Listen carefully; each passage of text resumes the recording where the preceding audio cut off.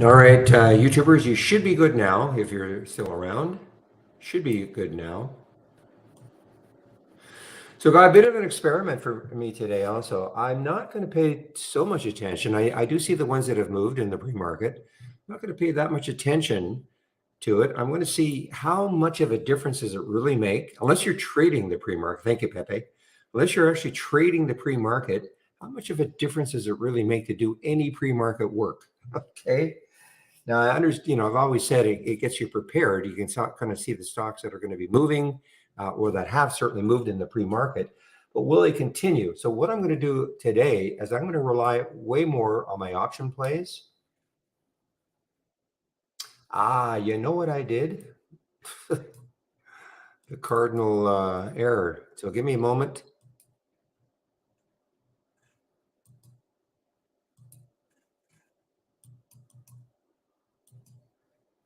Okay, I'm just going to have to reload trade ideas.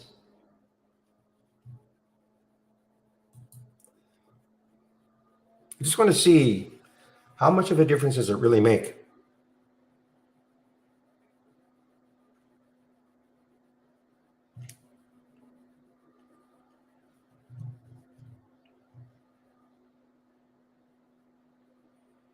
Especially if you're not going to trade the pre-market.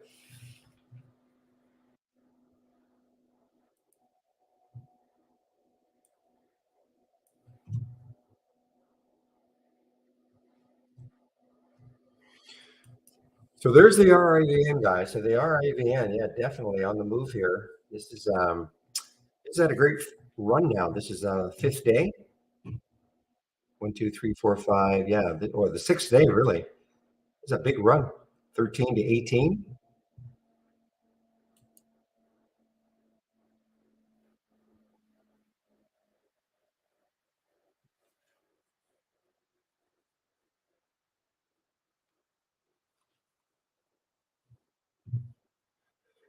RMTI, I'm hearing also. So again, this is a bit of a bit of an experiment for me. See if it really matters. Especially if you're not going to trade the pre-market.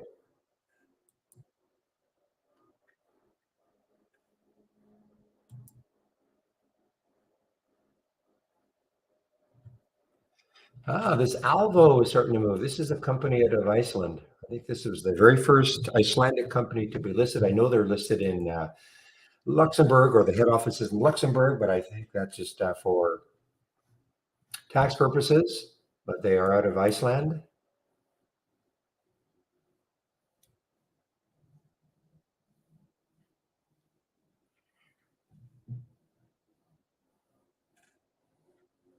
So Pepe, I wonder if you are right. Again, I have that question. Yeah, for some reason, yeah, I still have that general question. Anybody with Interactive Brokers who is in Canada and trying to load their news feed, can you see your headlines? Again, yeah, I have this, but every time just like on Friday, and I don't know if it's something to do with, I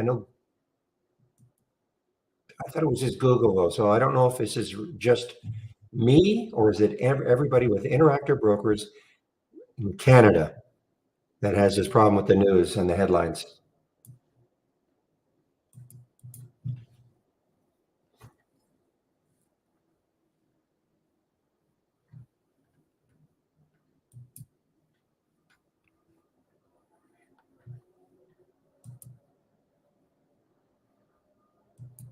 Yeah, there's only one that's really down a lot, VBIV, that I can see that's down 16%.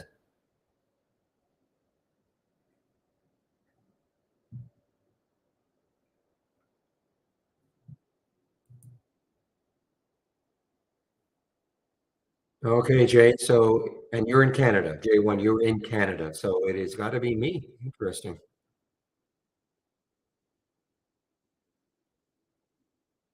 Okay. Okay. Thank you. So,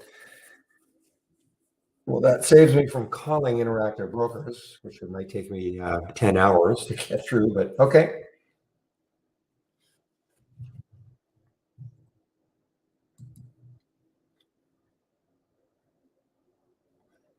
AJX, guys, AJX is starting to move here. AJX.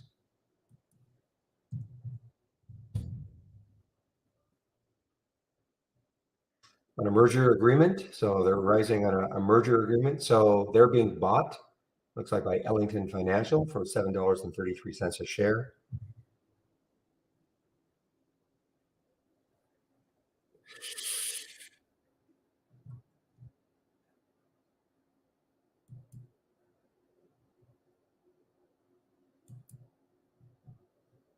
Yeah, but I can't imagine it's anything on their end, Jay. If you are getting it and you're in Canada,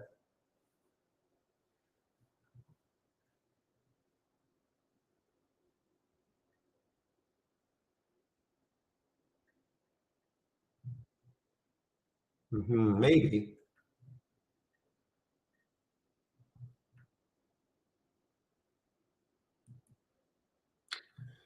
So see, it's PLM is Polymet Mining. Now, again, this is sort of a buyout. Glencore proposing. It's almost I don't even need to really see the as long as I get my headline here, I guess. But yeah,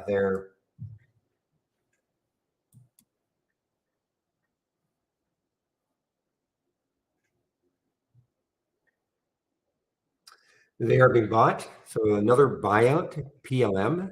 How about Armed? What is Armed doing? RMED. So they're expanding their international distribution. Yeah, you're right. It's not agreed. It's not a for sure thing in terms of PLM. It's a proposal to buy the remaining.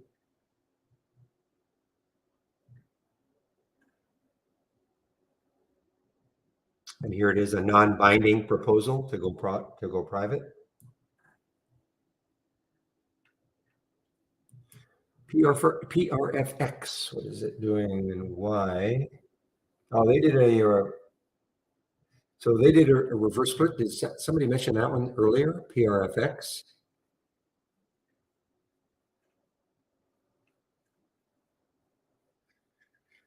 Okay. I see a question here. Kasim Sahi. I'm sure I butchered that, but can we get signals here for day trade? Sorry, join new here.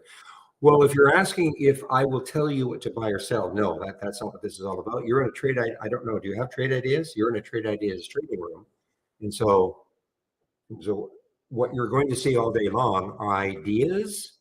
Okay, if you have the program, then you can create your own scenarios. But you will hear us talk about ideas. You hear me talk about ideas, and others in the room will post ideas. Okay, but this is not something which I'm going to say you should buy this one right now at this price and get out at this price if that's what you're looking for.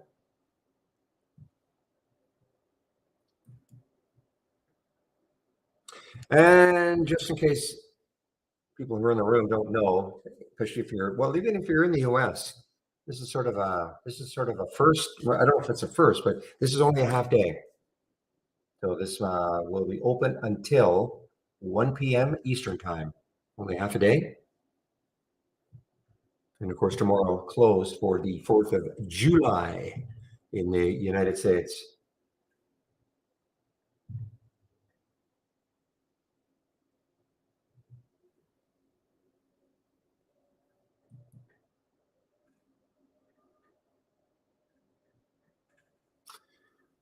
LS Pharmaceuticals shares rise as narcolepsy treatment moves to phase three. Okay, so that was the news for NLSP. A lot of volume, pretty good volume, 600,000 shares.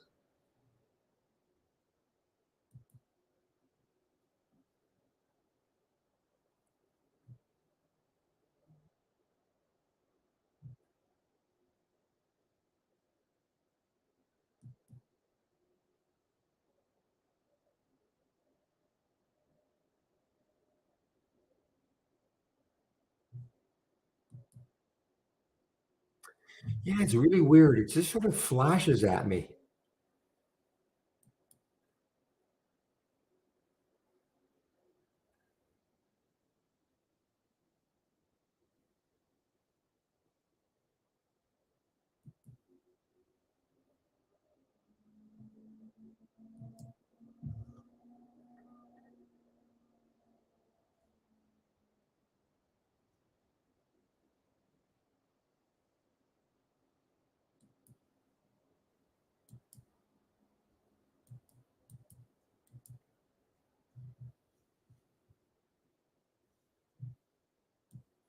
And it said try to load it in the browser, but it's not loading in the browser either.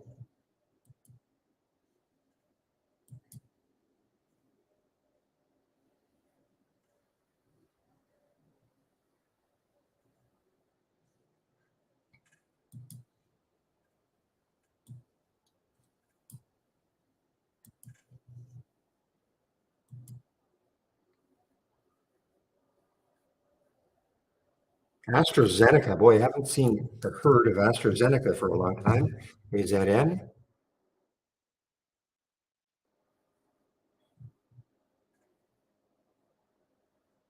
Yeah, lung cancer treatment meets the dual primary endpoints,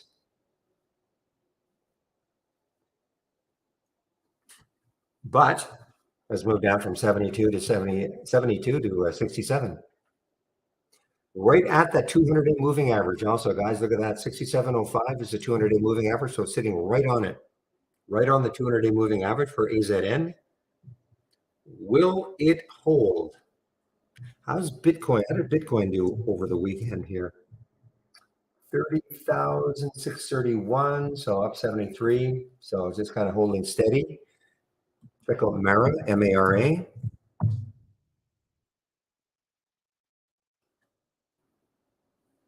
I'm not going to go over the upgrades and downgrades this morning. Probably hardly any today because of the holidays. Quick look to see what the sectors are doing. Very quick look. Click on Doc, new Doc channel bar. Click on Show More. And sector status. We're in for a mildly negative open. So what you're seeing here, these are the major sectors. These are the major sectors. XLE, the major ETF for energy. 81% are up from Friday's close. That's what that green 80.95% means. And just kind of a mixed bag. Actually, most of them are just slightly negative. However, quickly, I just want to see where XLE is now with respect to the 200-day moving average.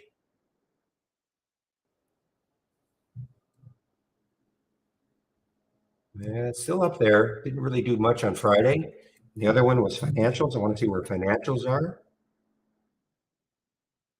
We had a big day in. Look at this, guys. Hallelujah. Look at this. How financials popped through the 200-day moving average on Friday. So look at that. That's it happened before. It happened on June 16th. And they gave it up. And now the financials are above the 200-day moving average. So that's one. How about retail? A minute. Okay, let me just get this one down. Let's see retail. Okay, retail is holding over. So it looks to me that the only major ETF is energy that is underneath the 200-day moving average still. I think all the other ETFs are above, or the major sectors are above the 200-day moving average. Interesting. And of course, the big one was financial. Okay, thank you, William. So again, I don't know if I'll do any trading at all today. I don't really like trading on half days, but we'll see. I like to sit up the first 15 minutes anyway.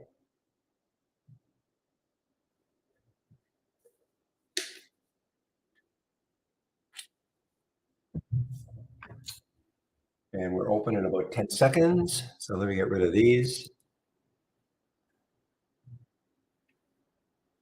I don't anticipate getting too many alerts from the option plays today, guys.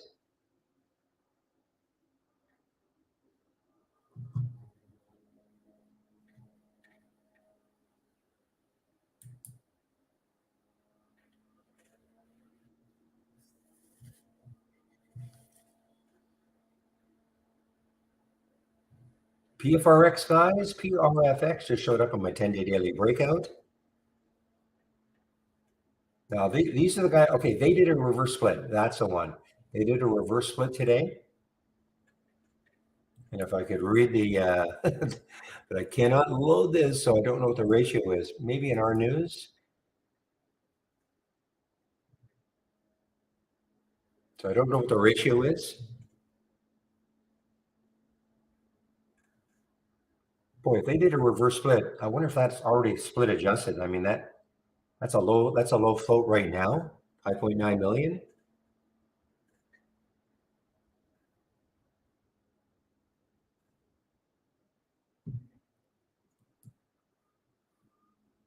We go to China EV. So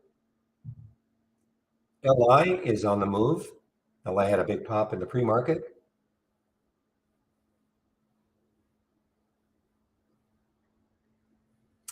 Tesla leads EV stocks higher as deliveries surge across the industry.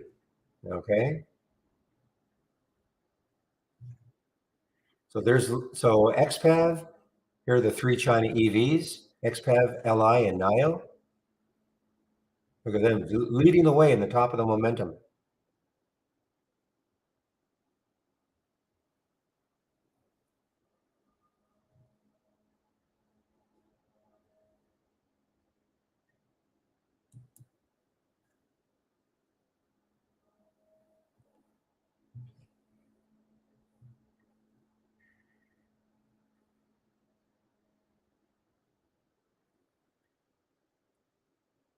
Remember when all those analysts downgraded Tesla?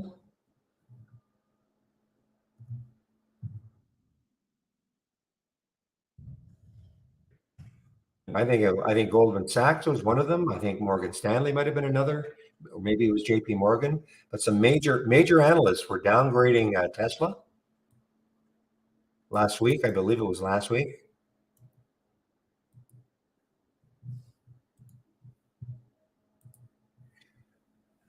So that didn't work out so well because I think it was this day right there that they might have been piling into Tesla to downgrade them. But look at Tesla now. Now again, this is if you don't want to buy the stock, you want to buy something a little bit cheaper. This is basically an ETF that was created for Tesla, 1.5 times. So it's a little more active. So that is up 10%. Let's just take a look at Tesla.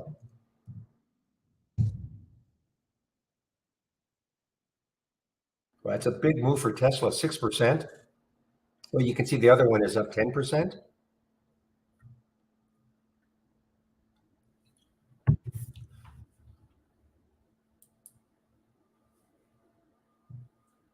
I had an alert for QuantumScape for some reason. QS. Yes. So the high over here is 833 on the weekly chart. And so after that, the next high on the weekly chart is 937. As for QS.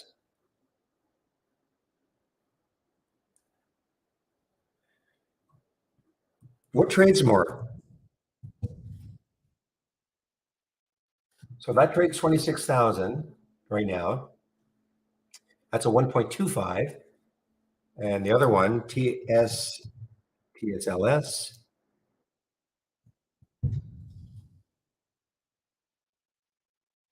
that's a short. TSLL. So if you want the liquidity, this is the one. 5 million have traded. It's 1.5.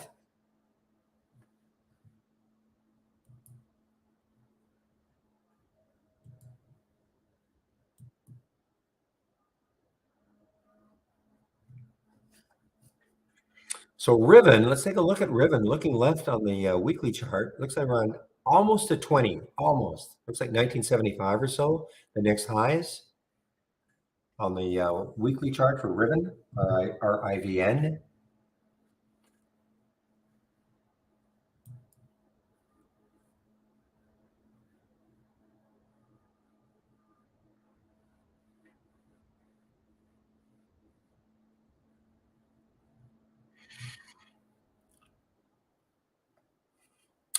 Yeah, so this option plays, I don't know if we're going to get really anything today. Sometimes it gets delayed a little bit, but I don't know if we're going to get anything today in the option plays.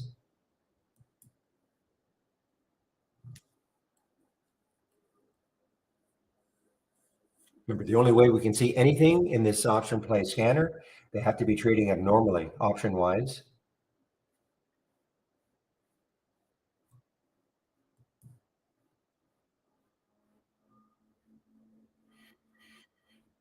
So even Riven, with its big move up 11%, the option volume is 48,000, but that's only 22% of normal.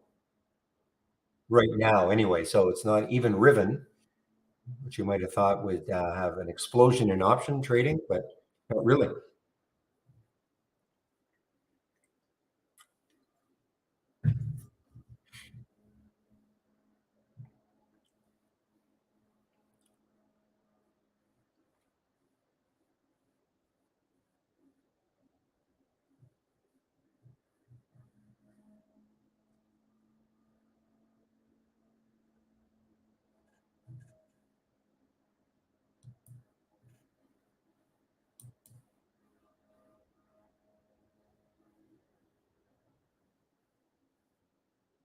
Yeah, Mara still looks strong. I still have some of this.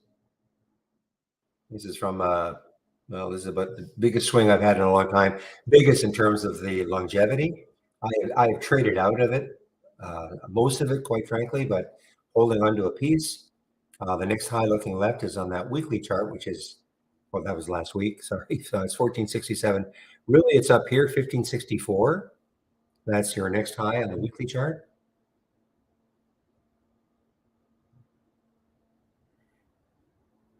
Remember this big bottoming tail for Mara when the SEC stepped in and made some kind of an announcement about crypto?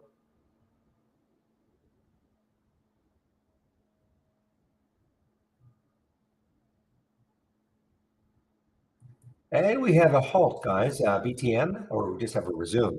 Okay, so BTM, the way it's trading, this looks like it should have been a SPAC. It turned into BTM because it was trading in the pre-market.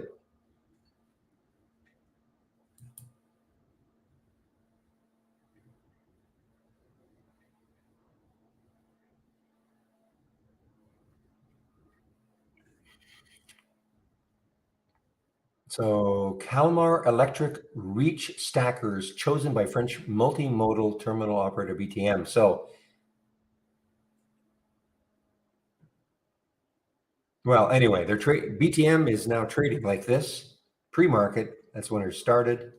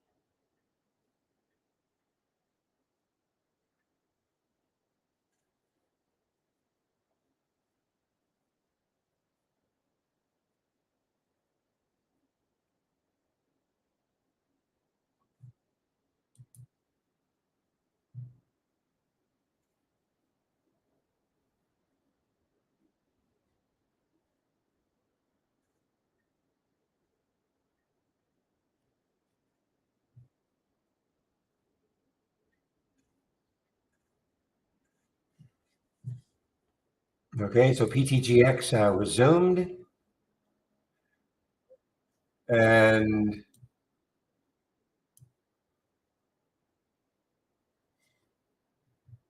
wow, PTGX just got kicked down, guys. PTGX just got absolutely slammed down here. So they were halted 934.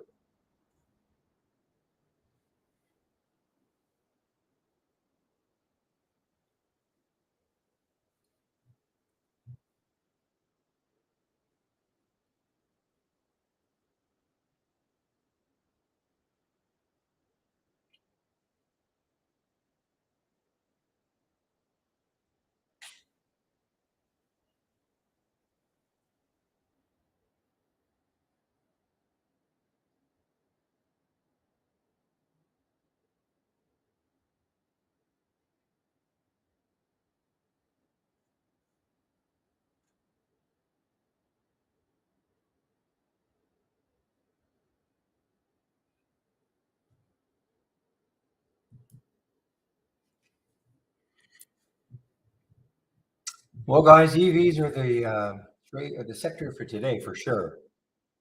Whether they keep moving higher, that's another issue, of course. But certainly the most popular sector right now are the EVs led by Tesla.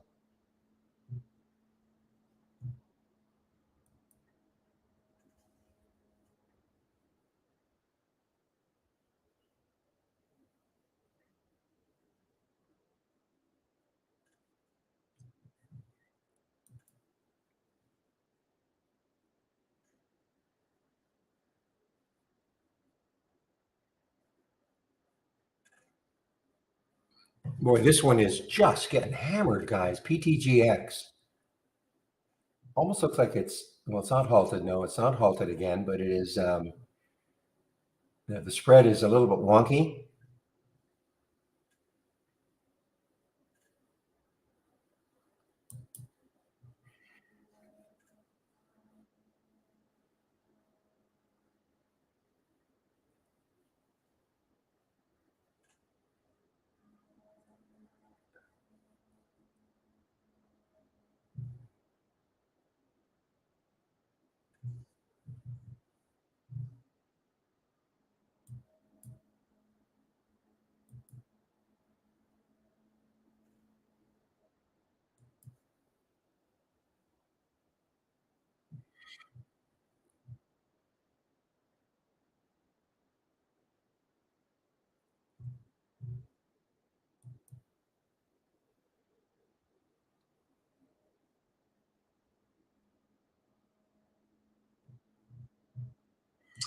Ah, ahi, the tuna play. So let's take a look at this next high. So this has been halted on the way up. AHI.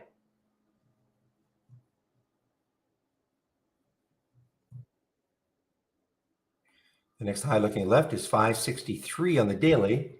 Let's take a look at where it could open. At least this is still working for me at IB. So there's the halt at 472. Projected open could be around this area. You see 495 right now. Changes, of course, certainly not written in stone. Usually they're 5-minute halts.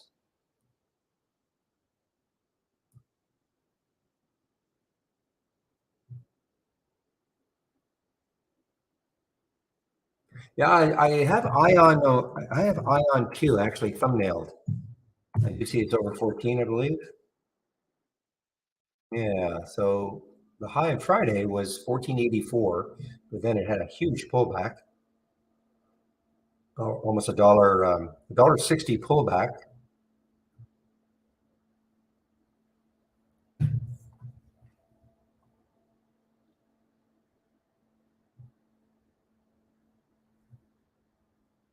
Wow, PTGX crashed through 20. I wish I could see the headline.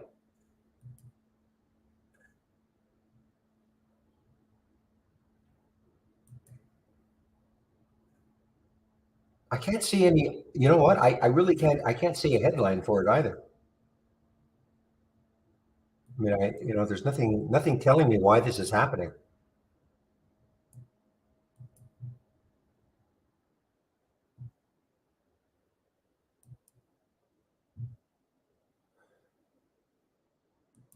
So you too, William. Yeah, I cannot tell why this is happening.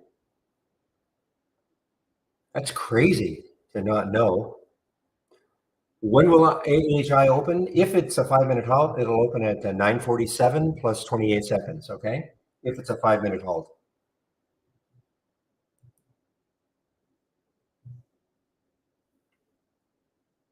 And again, typically they are 5-minute halts.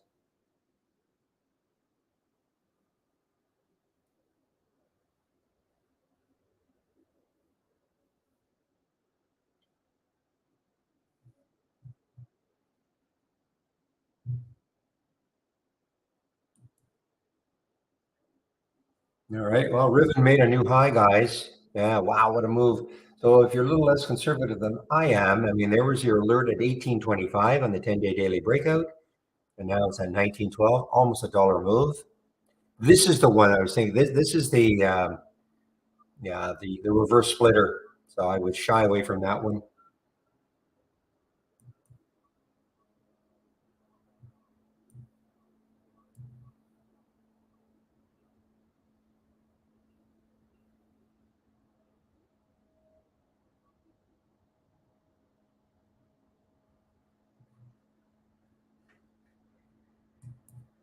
Motoring higher here. Now, where is the next high looking left? I think I said around 20, right? Next high in the weekly chart for Riven is 1976.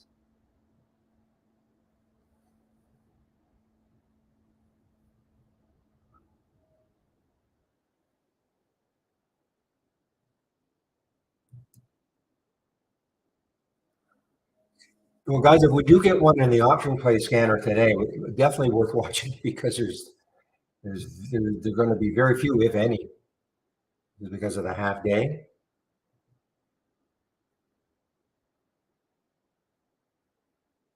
Carvana on the move down, guys. CVNA on the move down.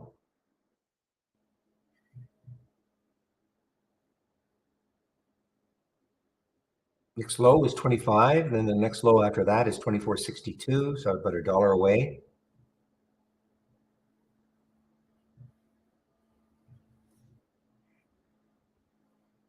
There we go. Okay, so we do have one. So CLSK, Clean Spark. So this is every time I see this, I think it's something to do with EV, and I got a charger, but it's not. It's Bitcoin. Okay, so CLSK did show up. The next high looking left, very close. That's the problem for me anyway. Very close. 472, and there's a lot of resistance to me at $5. But at least we did get one.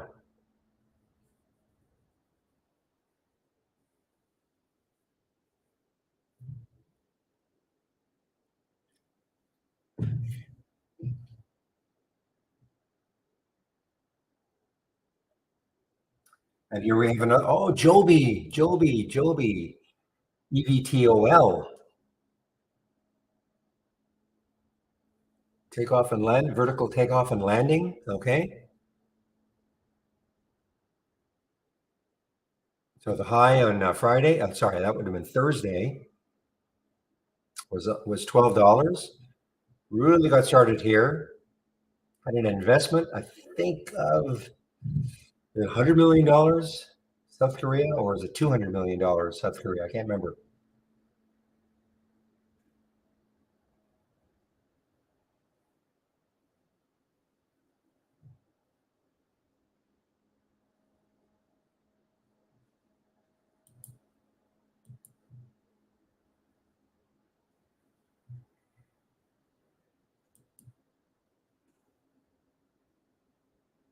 Nick, I'm going to give you a promo right now, okay?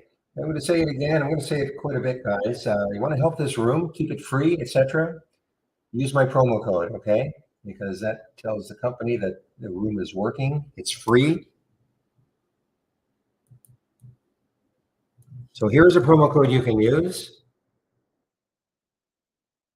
And so when you use that code, the room gets credit. Now, I'll give also, though, if you wanted to go to my homepage,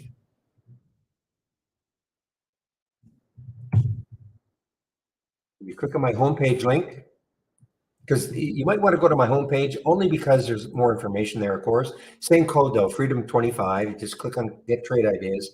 Pick what you want, either an annual, monthly, premium, or standard. Okay. And of course, I have lots of other more information on my homepage. So I would encourage you to save my homepage link so you can take a look at my scans anytime, the education section anytime. But yes, definitely use this code so that the room gets credit.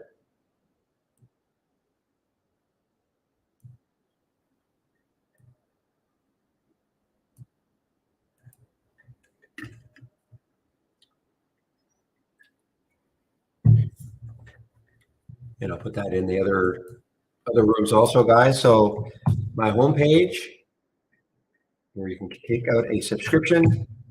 So AHI is going to be longer than a 5-minute halt, right?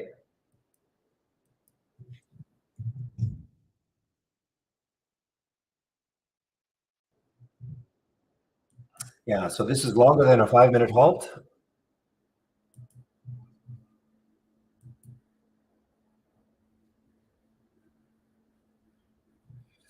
So typically they're multiples of 5, okay? So if it's not a 5-minute halt, it'll be a 10-minute halt. That's typical. I would say that 99% of the time, these are 5-minute halts, but if it is not, it'll be usually a multiple of. So if it's going to be a multiple, so 9:52 plus 28 seconds. So a little over a minute from now. Thoughts on UPS? UPS.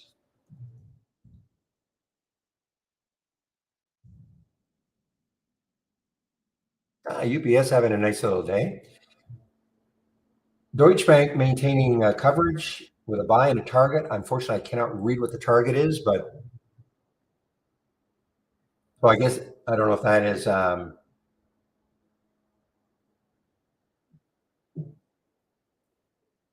don't know if that's the actual reason.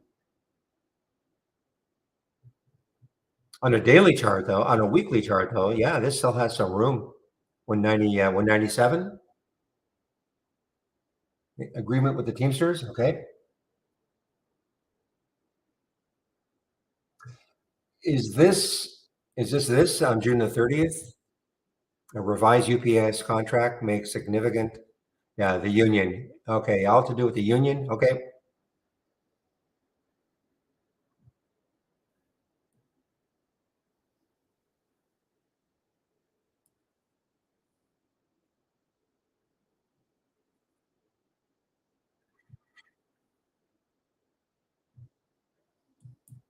Okay, another option play here, guys. Oprah or Opera.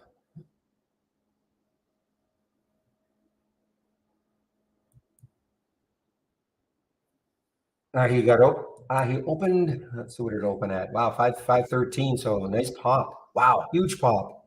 Halted again.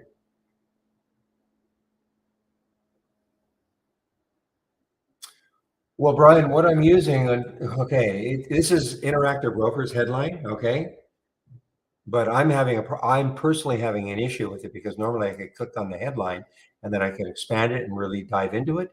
But since Friday, it's not loading for me, so all I can do is see the headline, and this is Interactive Brokers, my brokerage platform.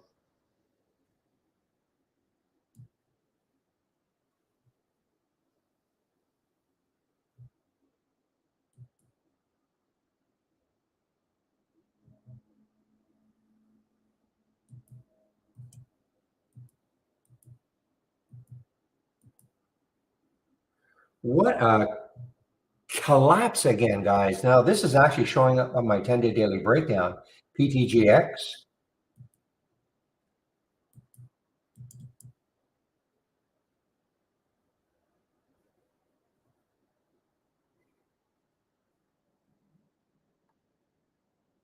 And yet we cannot find any news on this. We cannot, at least William couldn't either, and he's been scouring.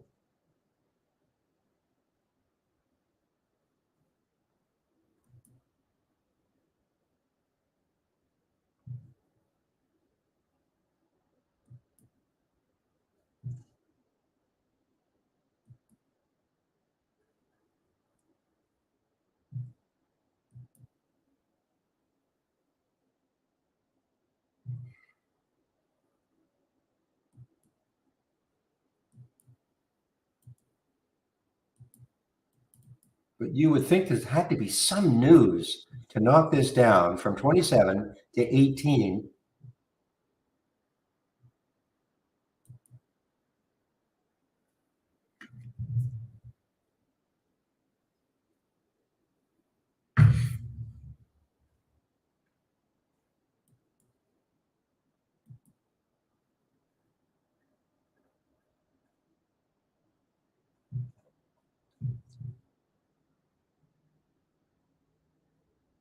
So now this is actually showing up in the option scanner on the way down.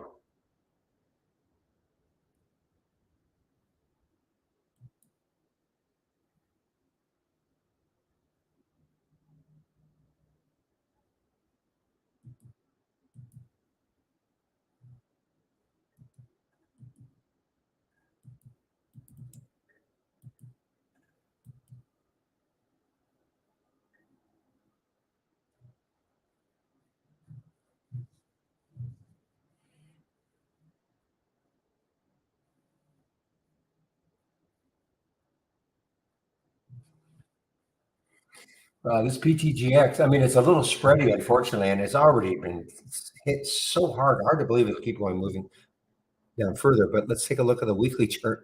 Where could it go? Looks like 18 could hold it.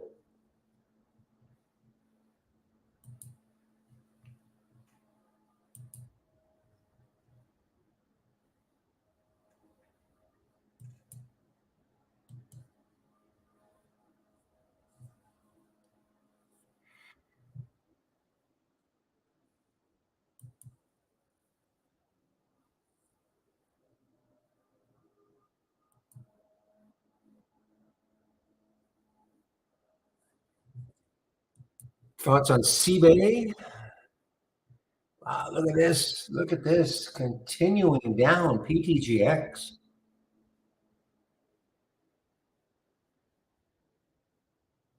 So we got an alert here at 1877 and 1851 option scanner. So it's too bad it's down so much. CBay.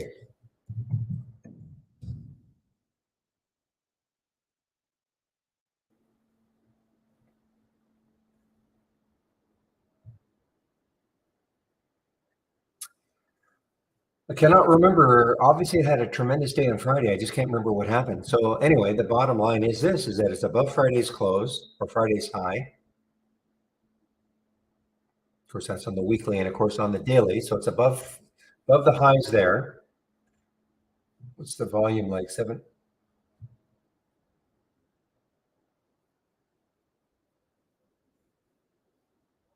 Look at this. I mean, if it doesn't hold 18,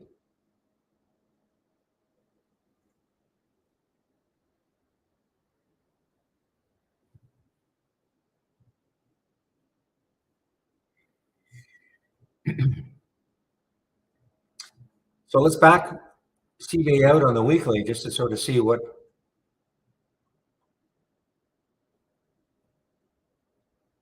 So where am I now? I'm back in 2019. I think I did this exercise on. You've got to go back to 2019 to start to see these levels. So we really think that's going to matter. That's 4 years ago.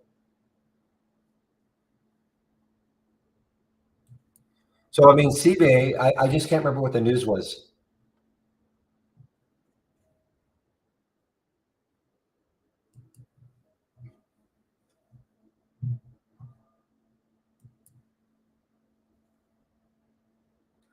Like, I'm not sure I can remember seeing a stock being hit so hard without any news that we can see.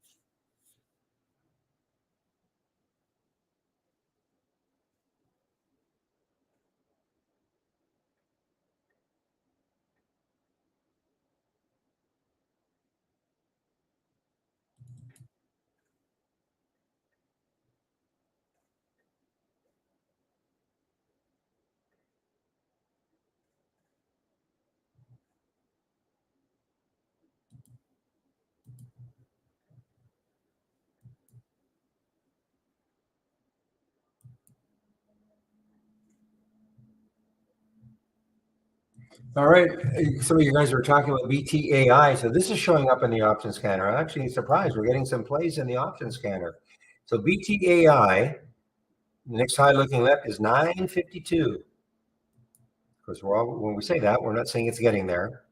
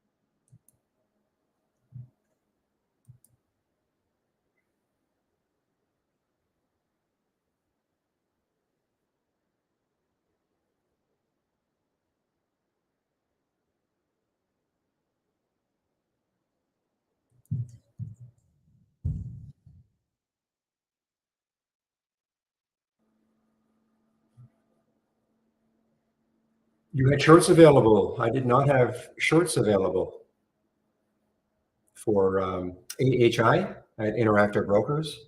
At least I'm looking now. Maybe they were available earlier, but I don't have them now.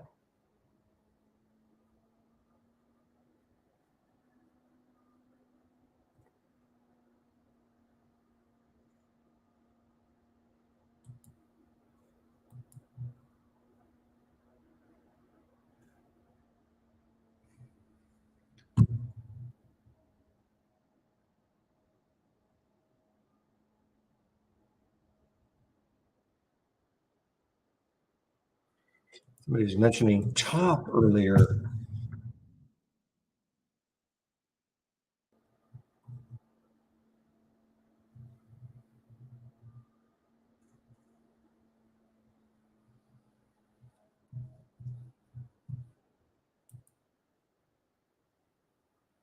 So now Ahi is yeah, halted on the way down now.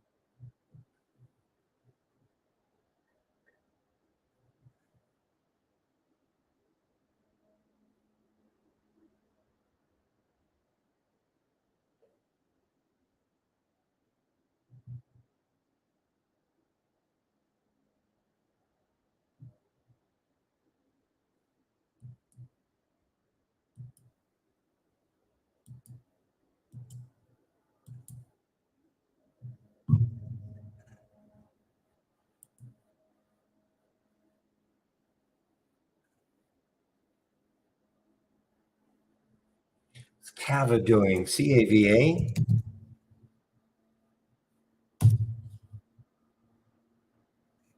Cava's on the way down here, guys. Look at Cava, CAVA.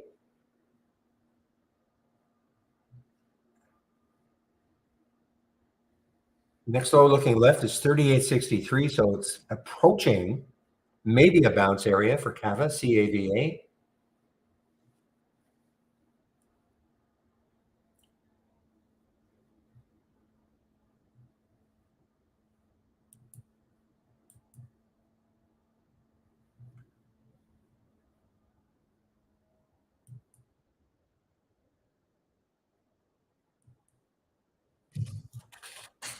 Beyond Meat, what is Beyond Meat doing? BYND.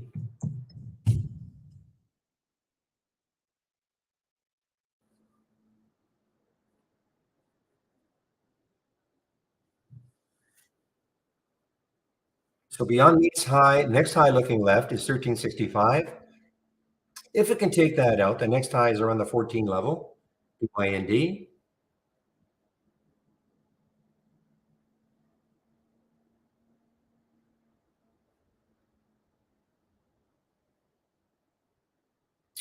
Yeah, that ion Q is to me, it's a lot like the AI. AI is, to me anyway, a difficult intraday trader. And ion Q is basically following the same way for the last few days anyway.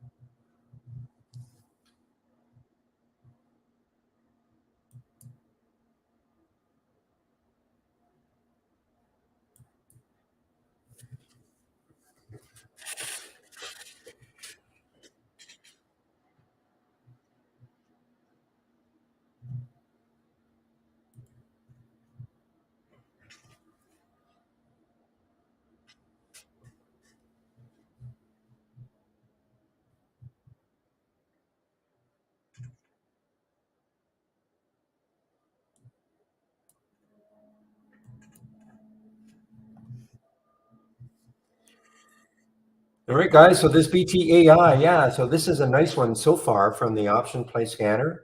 741 on the alert. 741, 767 now. I don't think OPRA really did much. 2214. You know what? The best thing to do, put an alert back there at 2214, 15 or so, and see if it takes it out later on.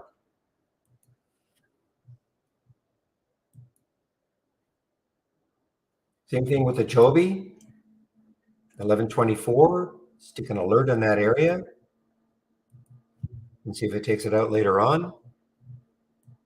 CLSK, let's see what it did. So it's right back up. You see, 470. 470 was the alert. INTS. I had an alert set for INTS. This was the IPO on Friday, I think.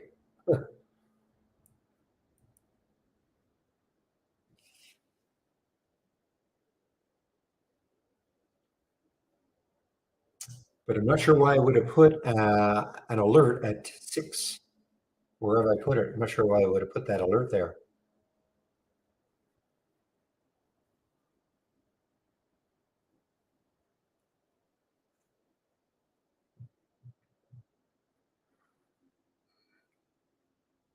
Yeah, so things to do in Hawaii. In the search, type in SLB. Okay, in the search, so go file and then search. Type in SLB, and this box will pop up. Or you'll have access to this box, and that will tell you how many shares are available to short at Interactive Broker. So do a search, file search, type in SLB. Okay.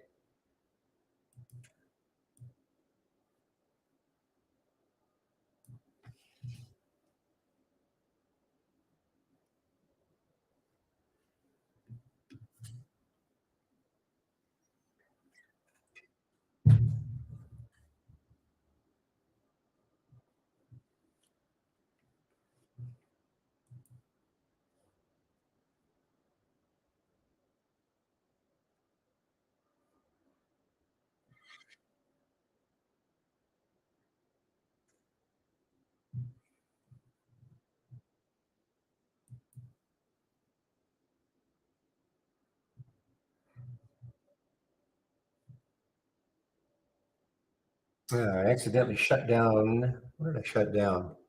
My option scanner. Okay. I don't repeat.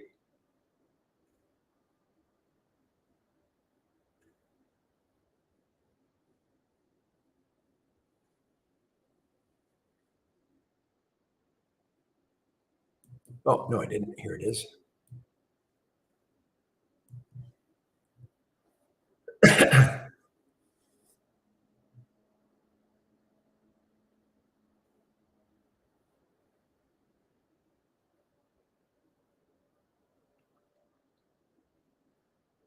Yeah, that doesn't make sense to me based on that news. I mean, sometimes, you get news like that and yeah, you look like it should be positive and it's not, but that is devastatingly negative.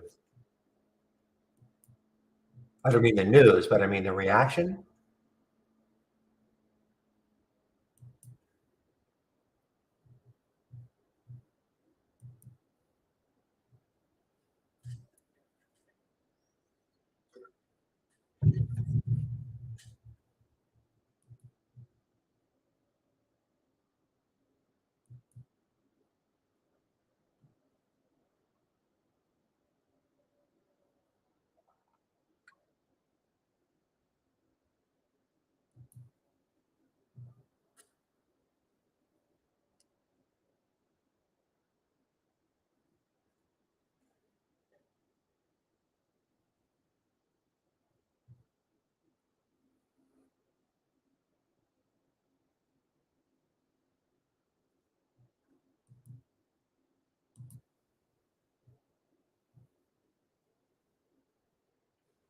All right, guys, my alerts have dried up to a certain extent now, not getting anything new. How did Riven, not really a huge, well, not really a huge pullback for Riven, RIVN.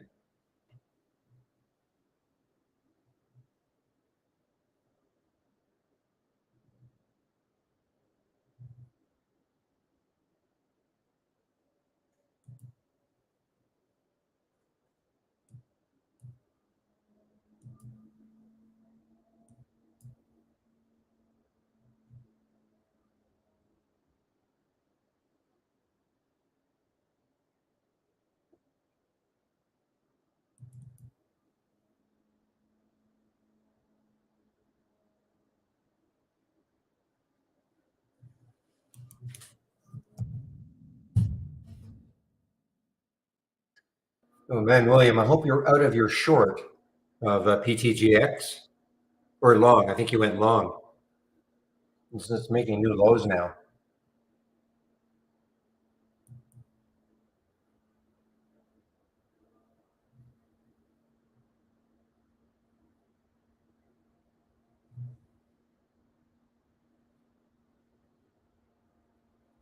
Oh, this is just next low looking left on the weekly chart is around 15.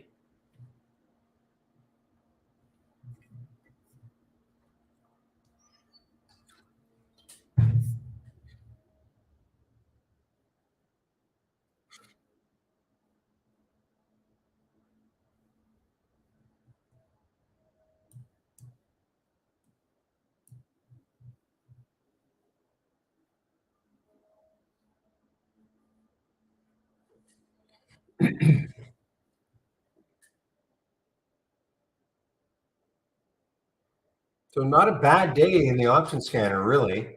Well, understatement. I mean, even if you had taken this one at 1851, you might have thought that was really late. PTGX 1851, 1695 now. BTAI 741, and it's at 776 now. And these three are just kind of doing nothing.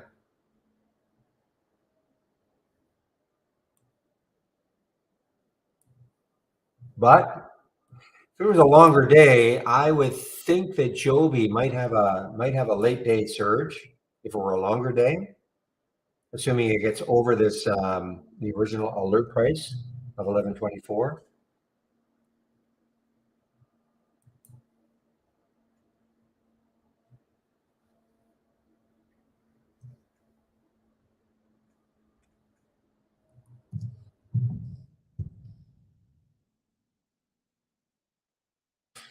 All right, guys. Well, what I'm going to do now is talk a little bit about what you'll find on my homepage and also a way in which you can take out a subscription for 25% off.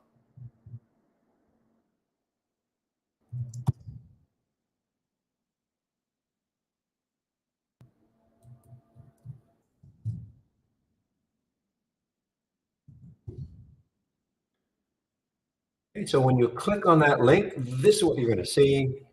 So 25% off. Okay, and 2 days, 13 hours, 43 minutes. Okay, that's when it will expire. Freedom 25, Freedom all in caps, 25. Okay, so there is a great promo that you can use right now. You can also access it from my homepage.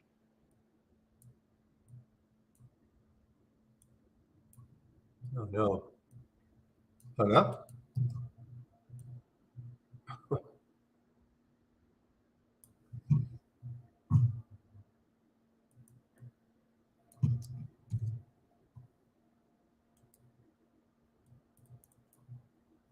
Ah, my mouse just is dying, I think. Luckily, I have another one ready to go. Give me a moment.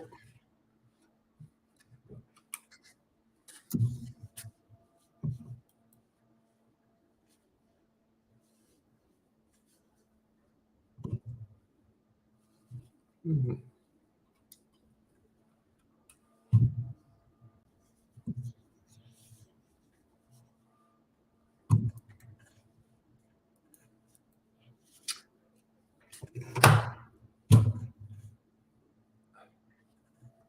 Okay, give me a moment, guys.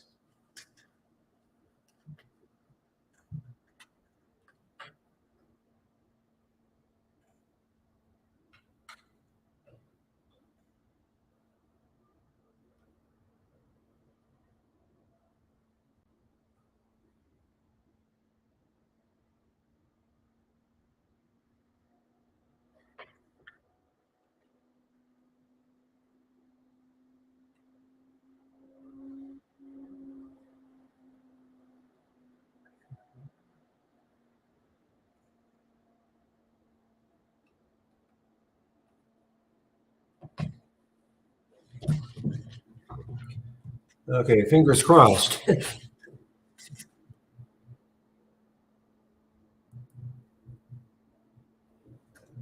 Okay, on my homepage, sorry about that. On my homepage,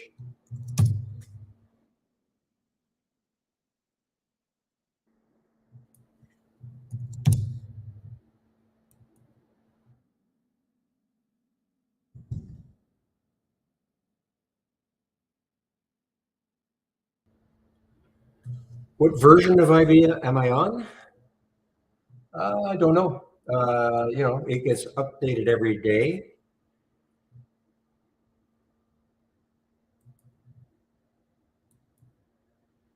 Help and about, is that, this is what I'm on,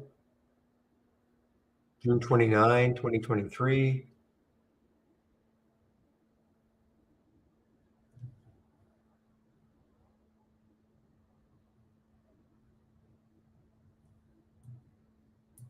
I shouldn't show my account. That's the problem?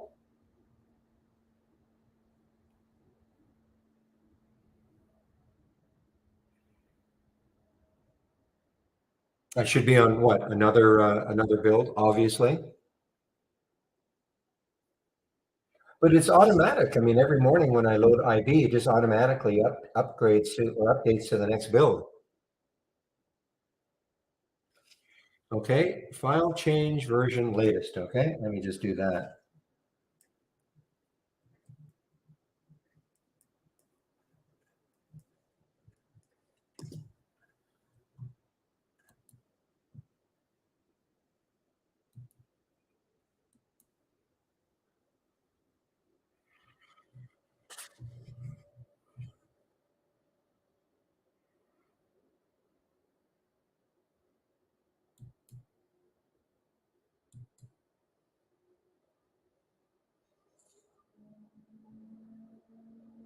Okay, so now I got to reload. That's okay.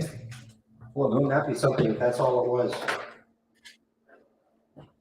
Again. Pepe, you're amazing if that's the answer.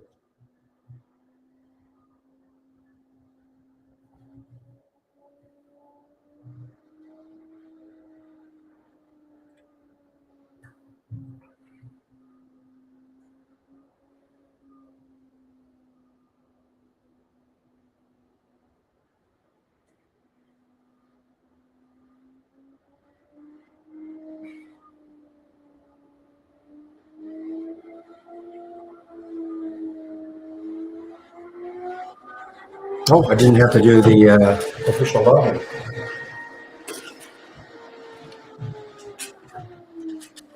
Okay, little drum roll. Drum roll. Wow. Amazing. It's actually amazing. You're like the doctor. You're like a surgeon. Thank you, Pepe. Wow.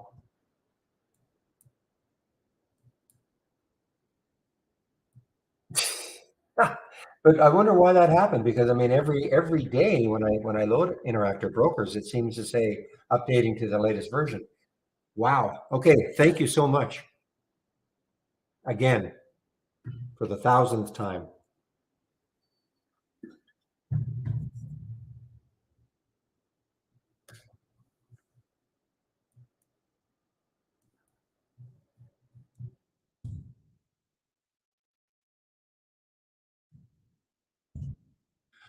Okay, guys, as I was just trying to talk a little bit about my homepage. Look at BTAI, guys, another new high.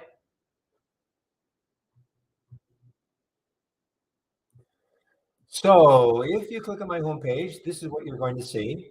So obviously the same way, I have the direct link, but you can also take out a subscription right here. Freedom 25% off first month only or the entire year. If you do take out a subscription, you must do the get started. It'll run you through 10 short videos, starting off with your download and your first login, etc. If you're new to trading, Trading 101 is a good course for you. Okay, it's free. Michael Noss at Trade Ideas put this together. No video today, no stock of the day video today. I don't think anyway, but it is free when I do them. Trade of the week, I don't think there was one this week, right? No, I'm pretty sure because it's such a short week. Remember, guys, the market's only open half a day today, closed tomorrow. Education section is here. We have a great user guide. Getting started section again. Now, daily support, again, we're in a weird week. So normally what would happen is I would be taking a break between 12 and 1. I'm not going to take a break today. And Chris Varley would have been in our room, in our YouTube room. Of course, Monday's a holiday, so we'll resume it on Wednesday. Should be Jamie in our YouTube room. And last, if you're looking for my scans, so when you click on my homepage link, scroll down, and here are the scans that I'm sharing. And this is this beauty. The option plays right here. Option plays right there. The breakouts, 10-day daily breakouts and down. This is the momentum up and down, the dock momentum up and down. And the Halts resumes is here. So I have some scans that I'm sharing, so you can kind of pick and choose. And as always, if you're going to take out a subscription, please use my link. Go to either my homepage or use that link, that standalone link. The room gets credit, and a company can see that the room is producing. Okay, this is a free room.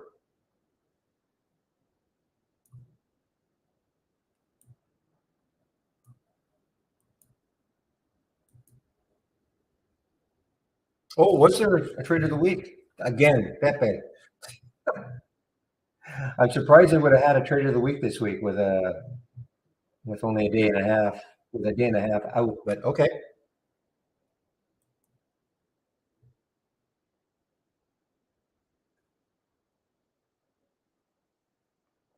I'm not sure I saw it in my email this morning. Maybe I didn't get it. Maybe that's why I didn't think there was one.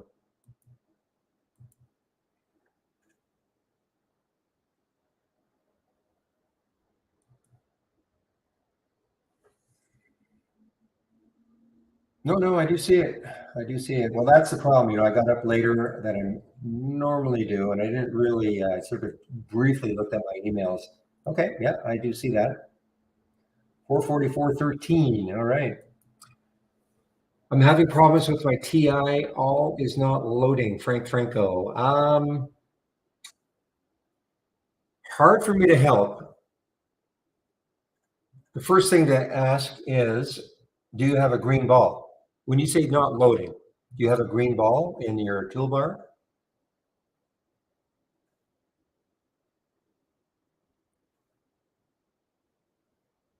To at least so that you know you have a connection, a live connection.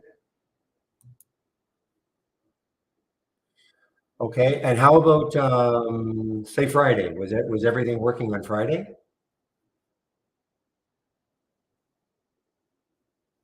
Okay.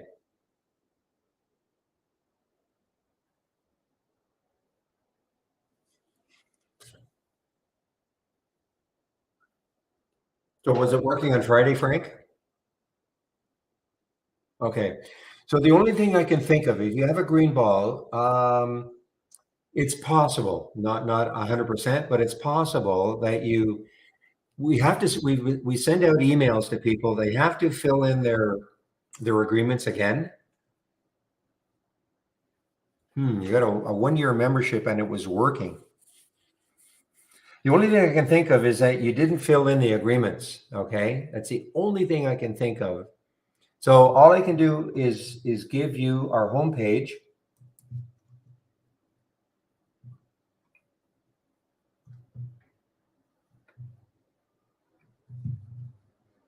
Just give me one moment, okay, Frank? And what they'll do is they'll look at your account, okay, to see what's going on. It's possible the agreements weren't filled out correctly. That's all I can think of.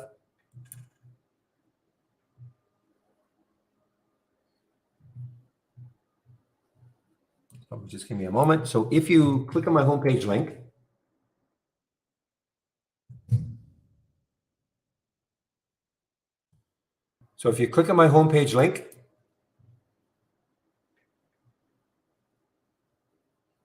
just give me a moment.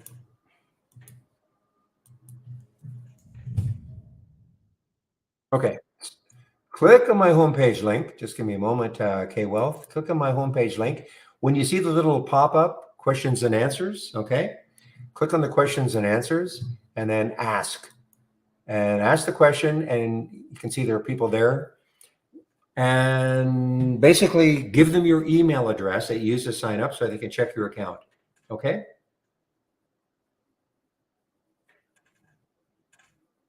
Now, when you say you got a 1-year subscription membership, you don't mean you got it on Friday. You're just saying you have a 1 year?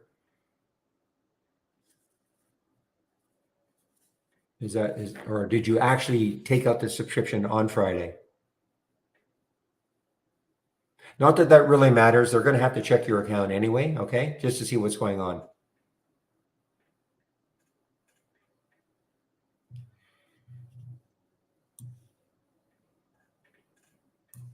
So for instance, can you go, you obviously have the toolbar.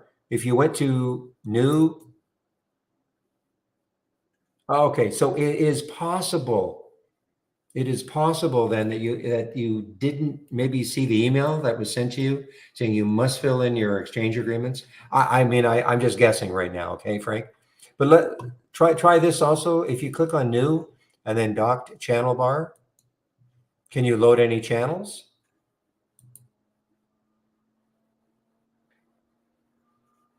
It's not there, K Wealth. You had to save it. It's not on my homepage. You had to save it. So when I gave it to you, you had to save it. Remember, everything even anything from my homepage, you've got to save to your cloud. But the best thing to do, Frank, is to go to that, just click on that link, ask the question, have them check your account. Oh, are you saying the AI is not loading? There's nothing happening if that's what you're talking about. Are you talking about the AI? Yeah, on a half day, usually there are no trades if that or no alerts, if that's what you're talking about.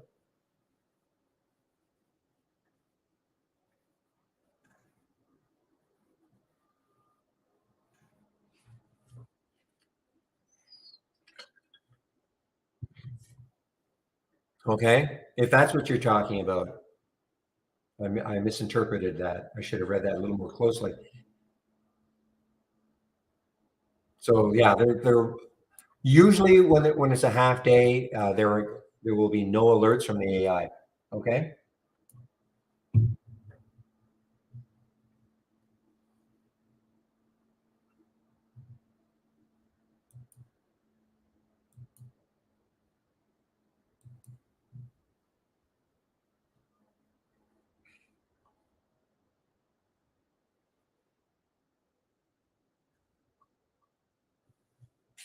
So does that clear it up, Frank?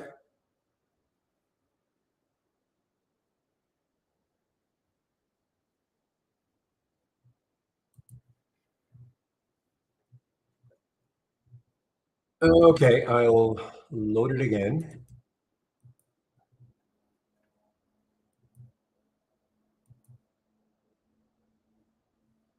As I said, this is, I mean, the gap up and gap downs, this is really what you should be using, okay? But I will give I have this, there's a part of me that just says just delete it because I don't really look at this. It's just this, the pre-market actives up and down. But okay, but yeah, please save it into your cloud because I don't have this on my home page.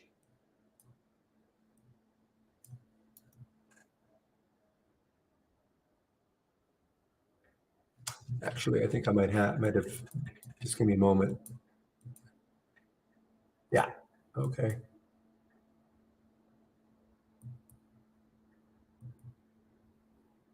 Okay, so this is the gap up.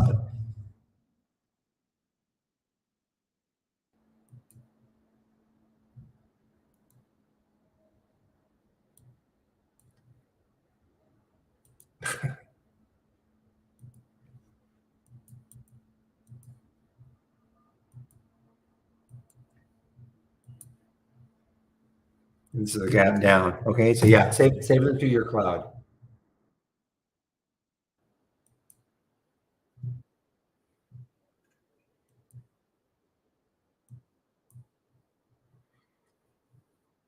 Okay, well, are you a premium subscriber, Frank?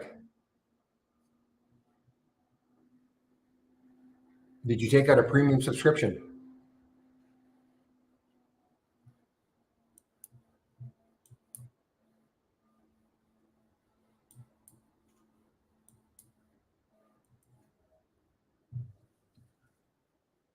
Because that is part of the premium service. Okay, definitely have to go then to click on my homepage link, okay, and then not that one. Sorry. Click on my homepage link, and when that balloon pops up, the questions and answers, or ask the question, okay? Give them your email. They'll check your account. I mean, I can't. I have no idea why, if you have a premium service, why that would be happening. Okay, but they'll be able to help you. But today, it doesn't matter. Okay, there will be no, almost for sure there'll be no AI alerts. We usually disable it on a half day. Okay, so it's not a big deal today.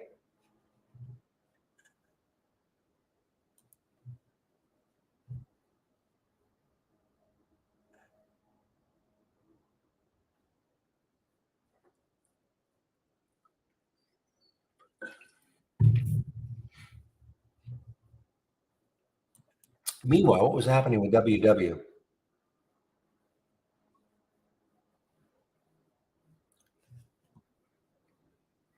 Yeah, so I would not like WW anyway. I don't like when you look left on the daily chart, too much resistance, in my opinion. Not that far away. It would have to take, yeah, yeah, it's not clean. To me, it's just not clean. You know, when you start looking left and you start to see certainly stuff at 7 and then 725, it's just not a clean enough look for me to get interested.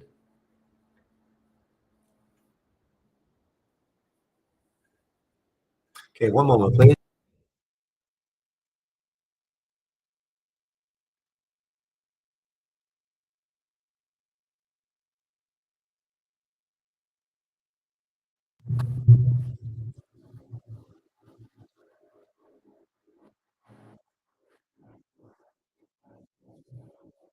If you contact them, Frank, let me know what they say if you don't mind, so I can maybe help somebody else down the road if the same thing happens.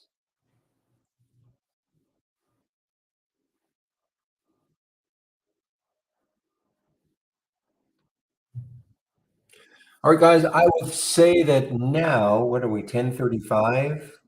Another 2.5 hours until the market closes. Probably going to be really start to slow down.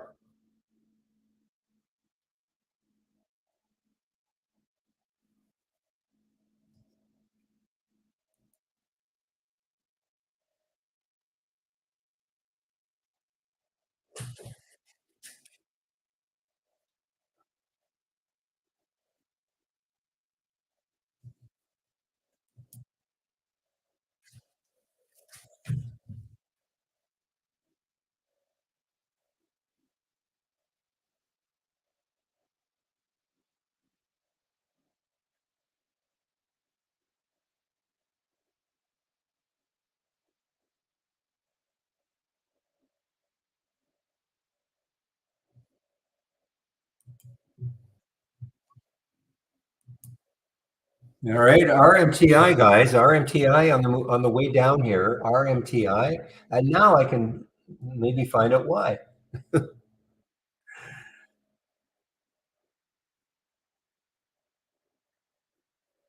No, there's no news that I can see for RMTI.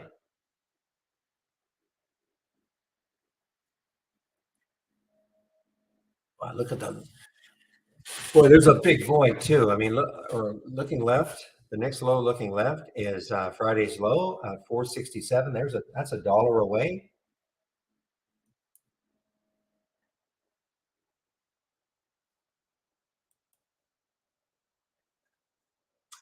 Max P&L, it should be $100,000.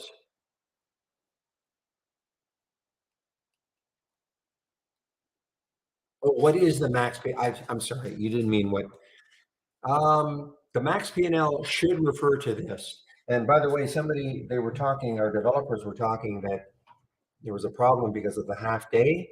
Let me just see if I can. The max P&L would, in essence, be this. If you got out of the trade with all the shares at the absolute max that you could have got while you were still in the trade, that would have been your maximum P&L, if that makes sense. Okay. So let's say I get into, say I've got 100 shares, stock's at $10. It went up to 10.50, then it went back down to 10.48, 10.40. It would calculate that the max you could have made in the trade with 100 shares would have been at $10.50 and would have multiplied that out to give you a max P&L figure. Okay? That's what's supposed to be. I always like that because it can tell you, if you had a max P&L of $500 and then you look and currently you're only up a stock, up a trade, say $100, that would not be a great way to manage your trade. Obviously, you would not want to be up $500 and then allow it to drift down to $100. Be right back.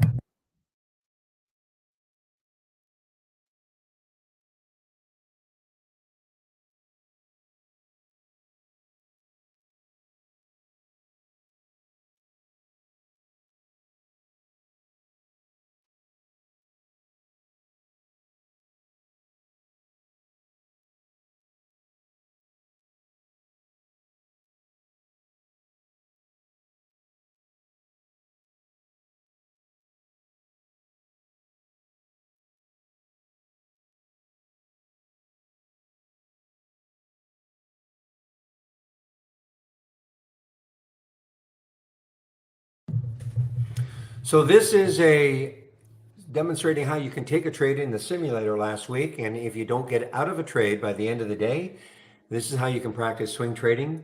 So took this FREY at 948, okay, kept it in there, didn't exit the trade at the end of the day.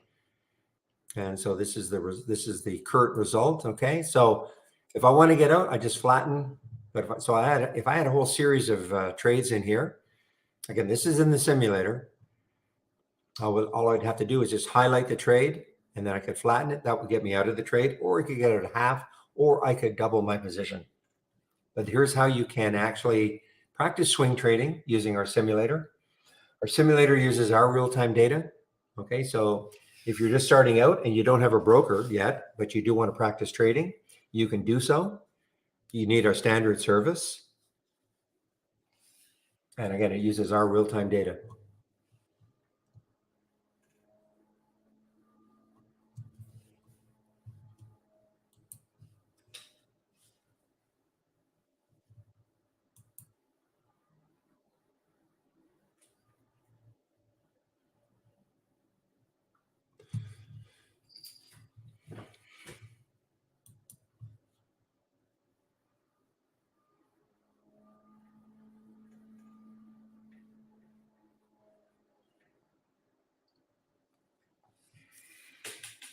Yeah, Dow's down a little. SPY is basically flat, and yes, William said Nas basically flat.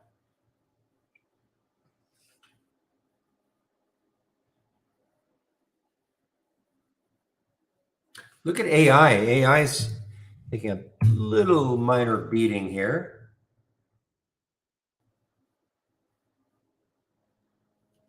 Okay, next low looking left is Thursday's low, 34.73, so a dollar away from that.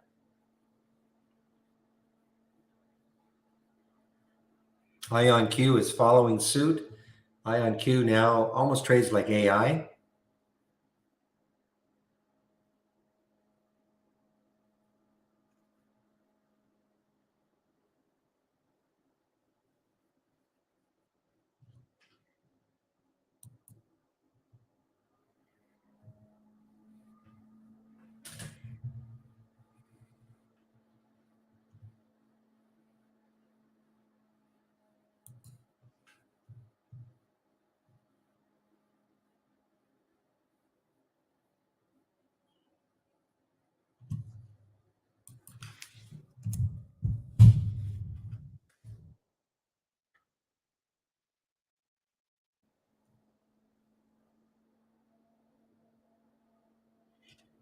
Jen could, well, I don't know, maybe not. Jen, the next high looking left for Jen is 1870, 1870-ish, and then the next high is 1879, then to 19. Too bad. I wish there was more of a straight shot to 19. That's GEN.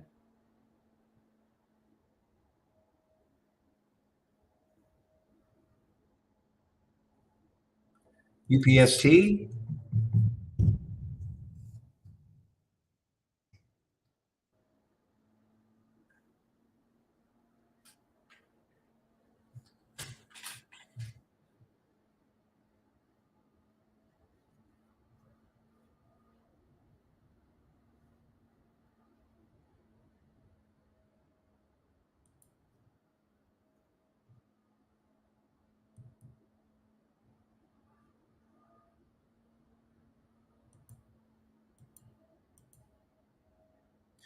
All right, RMTI. Let's see if it has any legs down here, guys. RMTI has, I mean, a pre-market low was 529.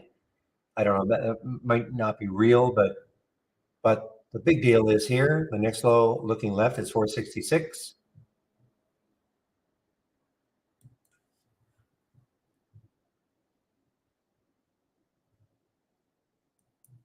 This is Barnes and Noble. BNED. BNED. What? Why is this happening?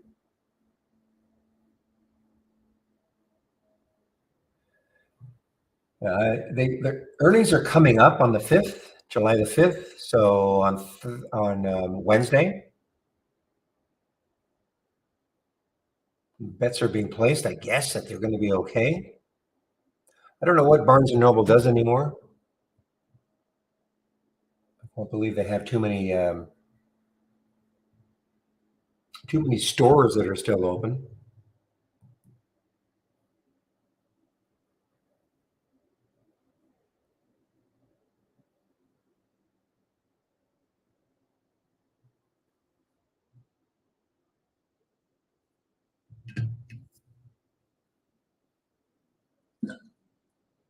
Really? Well, maybe you know what? Maybe they'll all come. Like if vinyl can come back, maybe books will come back. You never know.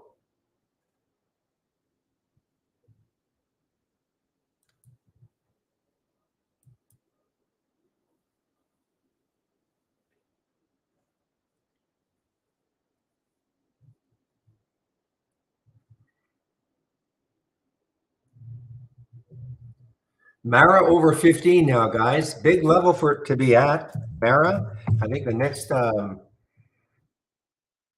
level was 15 something. 15, yeah, 1560. 1562 is the next high looking left on the weekly chart.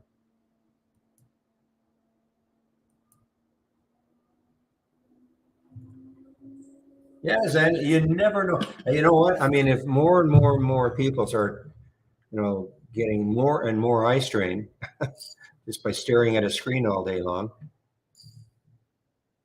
I mean, it's going on for years. I get it, but hey, there might be a resurgence on books.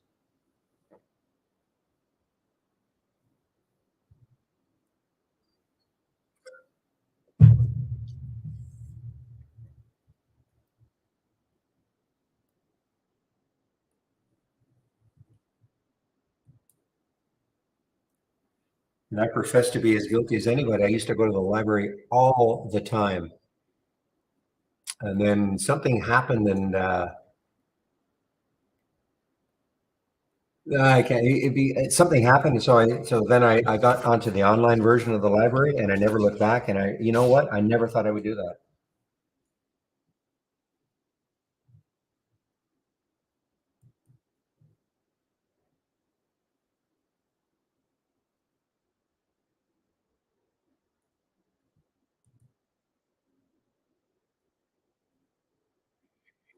Well, there's no question that the cost of distribution of a book. I mean, I remember when Amazon first started. They used to say that the more books remember now. Amazon was just a bookseller. That's all they were. I know maybe you guys don't go that far back, but that's all they were. And the more books they sold, the more they lost until they figured out a distribution way. But then, of course, when everything went online, that was when they exploded.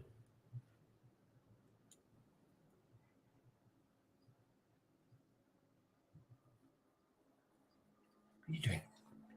What are you doing?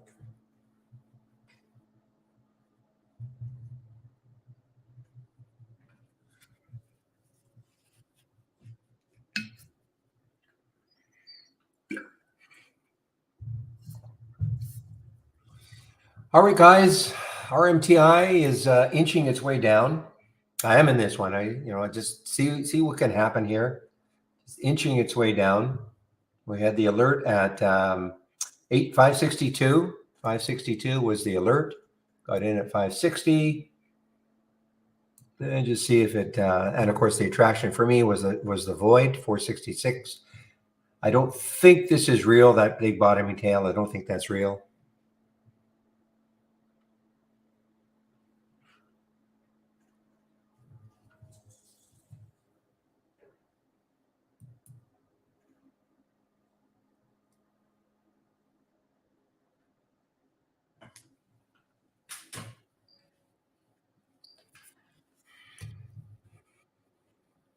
Now, this is one of the unique ones, RMTI, unique in that this is still up for the day. And now it's barely up for the day. And yet, so don't see this too often. The ones on the option plays down in order, a suggestion to short.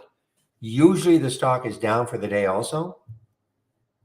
And the reverse is true. When you get one to, in theory, to go long on, usually the stock is up for the day.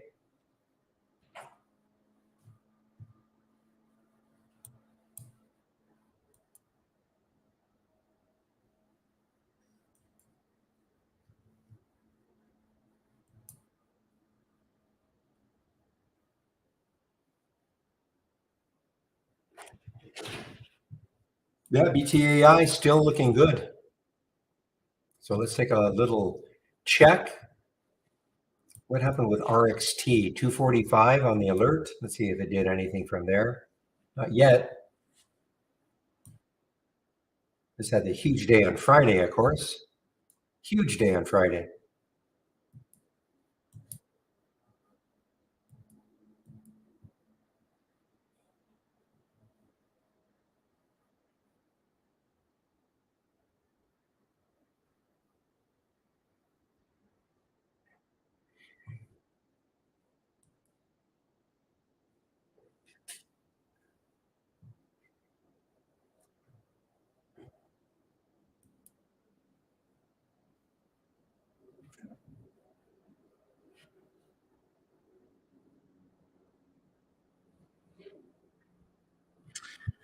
Okay, AHI. The only thing I can say about it is that maybe the VWAP will hold it. 605 is the VWAP. It's sort of hanging around that area.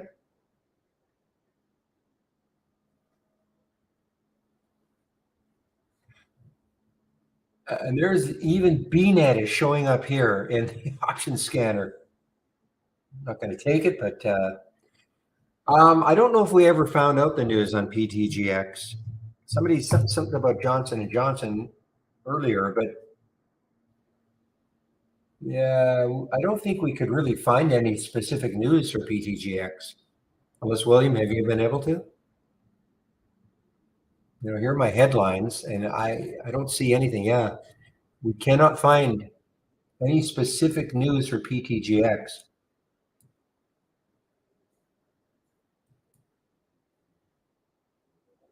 Now that was on that was on 28th, of course, of June. I do sort of remember that regarding Jeffries, but yeah, I can't see any specific news for PTGX because that massive drop.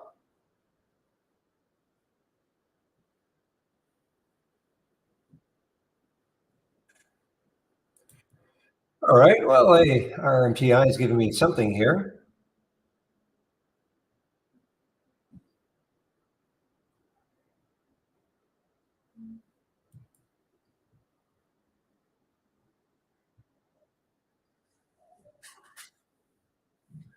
When was that data published, Dory?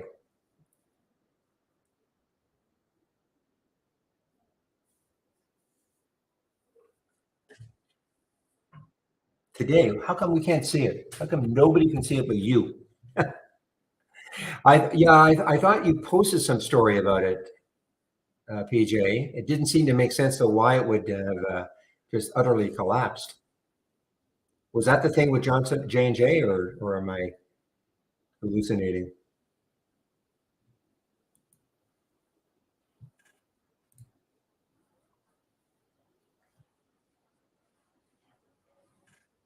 I thought you said you just posted the story. I see. Found it in Twitter. Okay, well,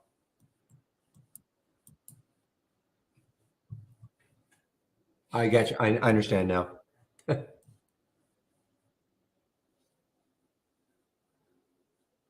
Yeah, there's no alert breaking a pre-market high, Amar. There is a way, maybe almost as good. You can find stocks that are close to the pre-market high. Okay, very close using, but there is no alert. So if I type in pre-market, position in the pre-market range. Okay, so if you added that filter and you say used, now it's up to you. Let's say 95 min, 99 max.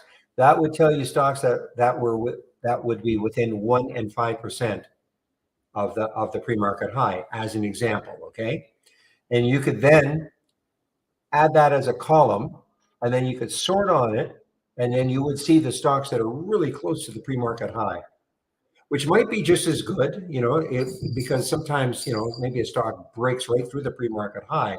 Maybe it's nice to see a little bit early to see, and maybe you can put an alert then at the pre-market high, but you can see stocks right near the pre-market high and check to see, if this ever breaks the pre-market high, I really want to know about it, if that makes sense. So you could use as an alert, you could use this filter, and then maybe use a new 5-minute high as your alert, if that makes sense, or just use it strictly as a top list, with other filters in place, so your price range you like, minimum volume that you like, et cetera, et cetera. And then just, if you understand what I'm really talking about, use it, then have the column, sort on the column, and you'll see the stocks really close to the pre-market high, especially if you say the max of 1 or of 99. So I would experiment, maybe put 95 in the min and 99 on the max.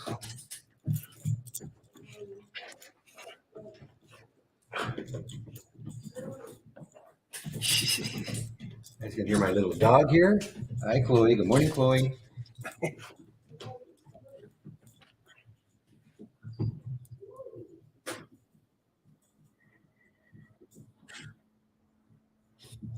All right, BTAI, another new high, guys.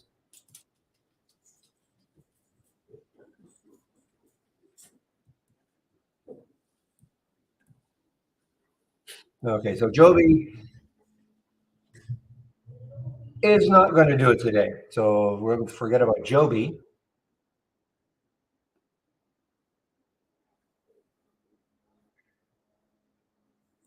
Well, then that is really a good one then, okay? Close to the pre-market high. Then that would be an excellent way to use it. Create a top list, and then you'll find, and then put that min and max 95, 99. You experiment with it.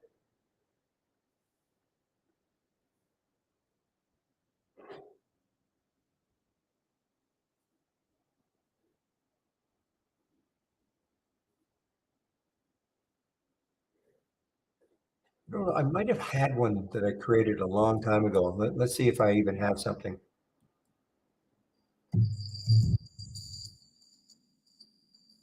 Oh.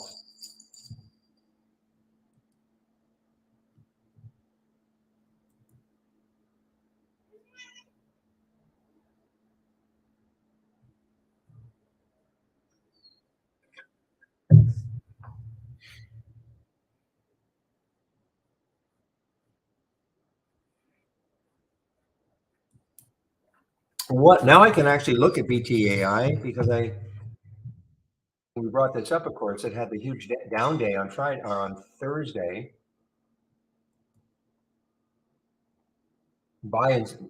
So they're maintaining at $60. This is today for Wainwright, maintaining $60 on this thing.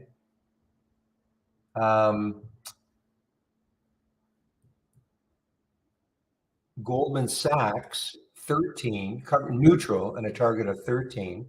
That was on. That's today. Is that today? That's today also.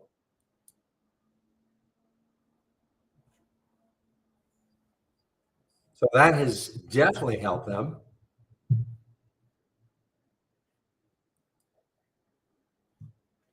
And of course, the massive break would be somehow taking out 950. So what you do is just stick an alert there. It might not happen today, but maybe it happens on Wednesday.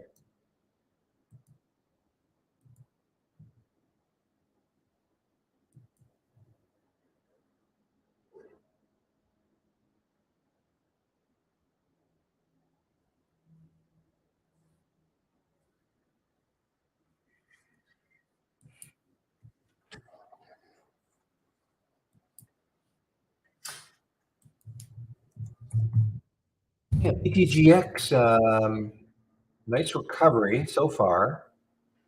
The huge recovery, 16, almost $2.50, $3.50.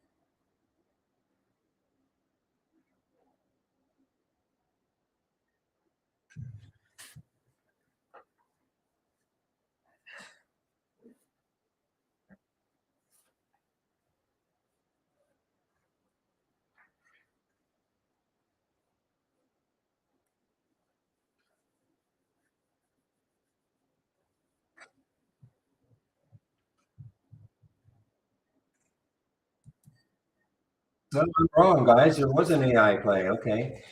I'm very surprised. Usually in a half day, they basically say this doesn't get long enough for these to set up, but there was one AI alert.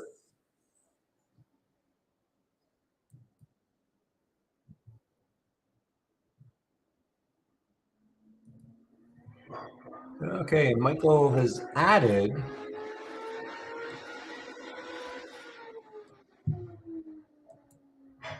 a couple of AWAP scans, AVWAP scans.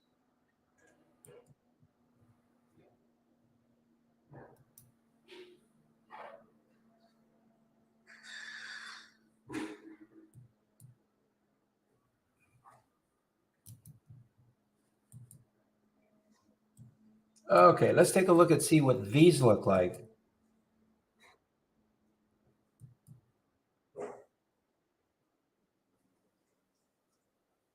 Ah, okay.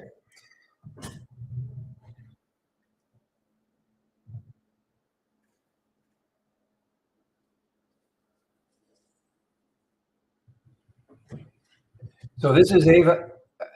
It's very good. It should be very similar to the from the gap, the big gap. But this is AV AVWAP from volume spike. So you can see the volume spike right there.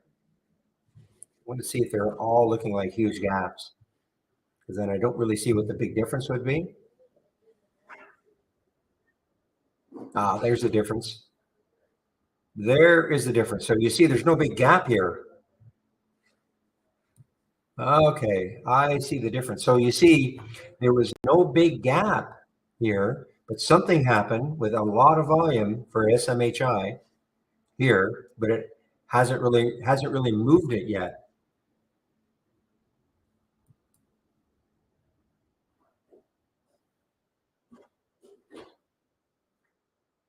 So the same thing. There was no gap. There was no gap here. But it started to move now. So this is again one of the new ones that Michael has added.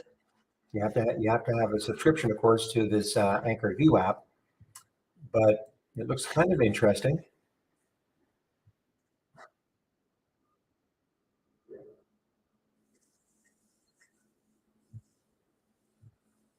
So there's the big volume. There's the big volume bar right there. The volume bar right there.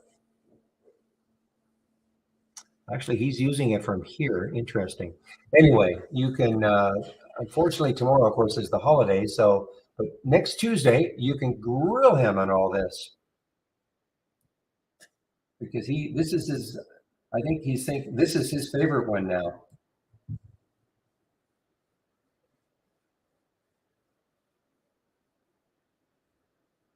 Okay, IREN is showing up on the option scanner.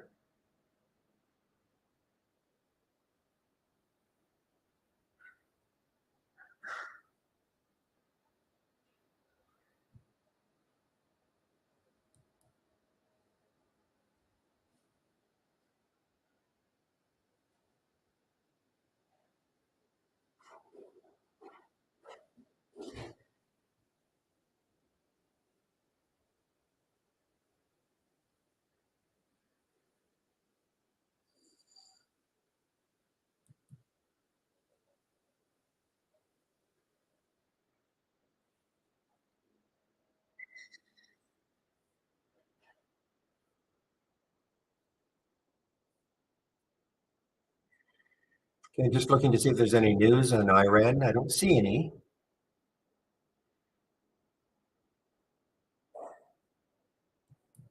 other than when they release earnings, which we don't have an earnings date. This is oh, okay, it's out of Australia.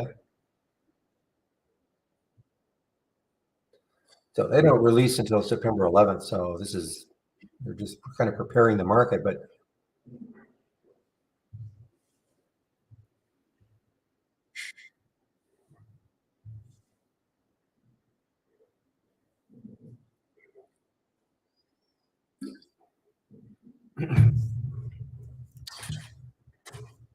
okay, so Lenine in our YouTube room. So do you have a subscription to Trade Ideas?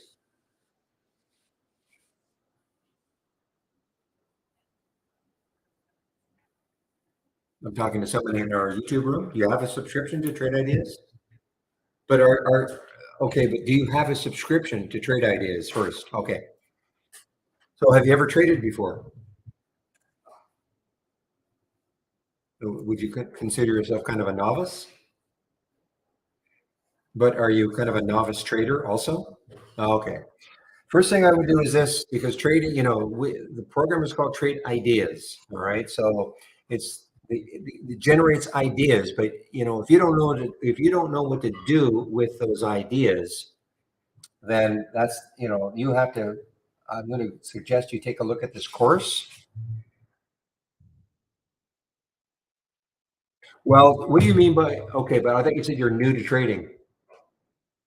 If you're new to trading, but now you're defining yourself as a scalper, and what do you mean by a scalper? Are you talking about trying to get 2 or 3 cents, 10,000 shares, making 2 or 3 cents? So I don't understand. Are you new to trading? Because if you're new to trading, scalping is not the way to go.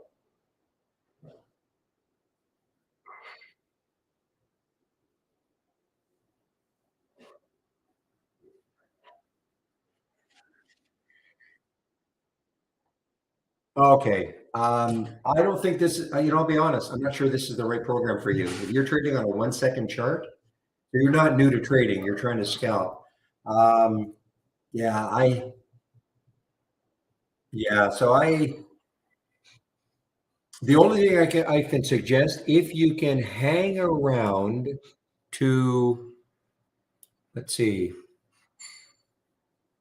actually on Wednesday, okay, if you come back on Wednesday, one of the other traders at Trade Ideas, his name is Jamie, and he'll be in our YouTube room between 12 and 1 on Wednesday. And he is more of a scalper, and you might be able to get more information out of him. I'm not a scalper. Okay. So if you can remember, come back into the YouTube room between 12 and 1 Eastern time, and Jamie will be there.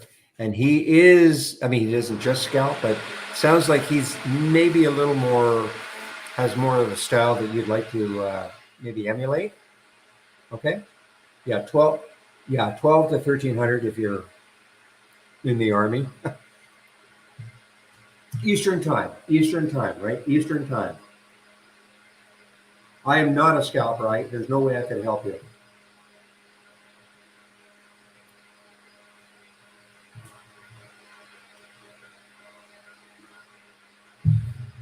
So don't forget, Eastern time. Yes, Eastern time.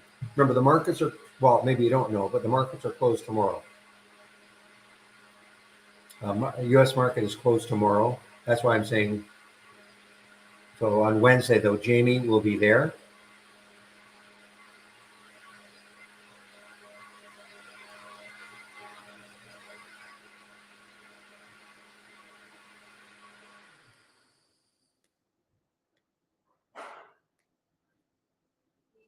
And the lowest time frame that we have on a chart is 1 minute. Now you can use other charting programs. I think you mentioned Trading View. You got Trading View.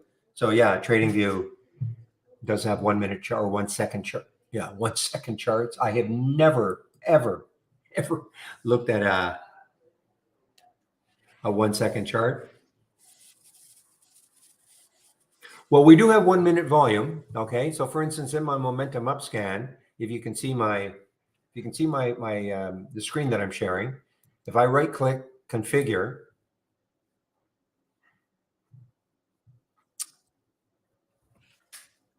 and I click on summary, so I have one of my filters is that the stocks where the volume in the last minute is at least 1,000% of normal.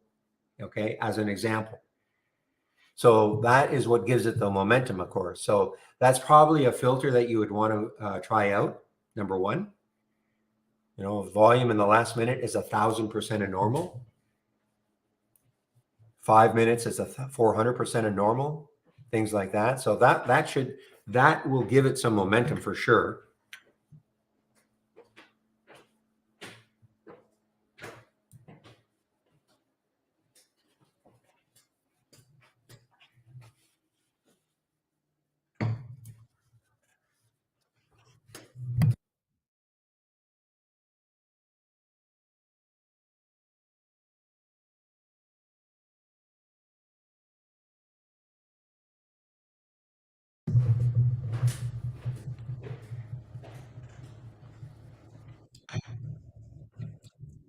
All right, RMTI giving me a little bit more. So I am sharing this one, okay? Or if you went to my, I'll give you my homepage link.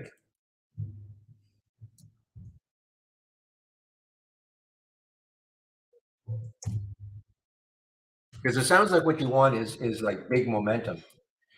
So if you went to my homepage link, you'll be at the top here. Okay, scroll down until you get to my scans. Click here on the scans. One of the scans is momentum, Momo. Okay, that could probably get you started because that's got the big momentum boosts.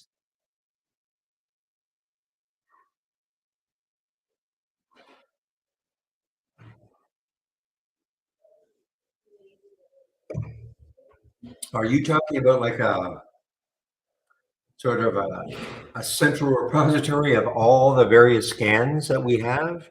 No, I mean I'm sharing my scans. I just also the other traders will share their scans. So what happens on a typical week between 12 and 1? I take a break, and one of the other traders takes over in the YouTube room that you're in right now. And again, on a typical week, we have 5 days in the week, 5 different traders, and they will have scans that you might like. Okay.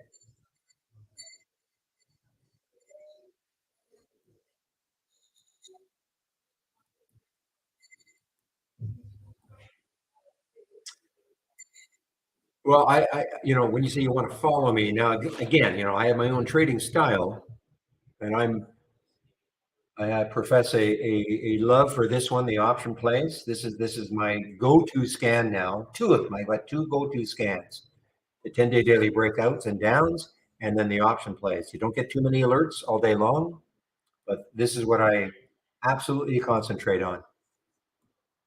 The option scanner. Well, I don't trade options, but what it is, basically shows you the stocks that are having abnormal option activity. So, for instance, if a stock over the last 10 days has traded 5,000 contracts, and we have a filter that can show you stocks only trading 3 times that, as an example. So, for you to see that stock today, it would have to trade 15,000 contracts.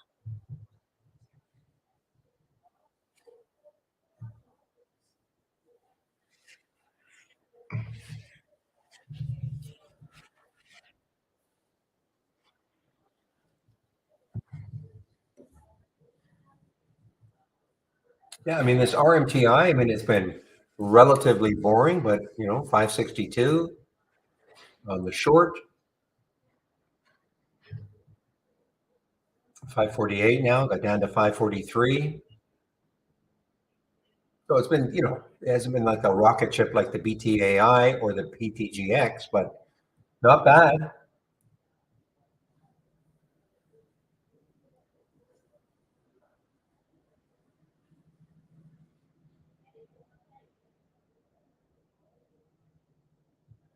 And even, and we talked about Barnes and Noble. So where was the first alert?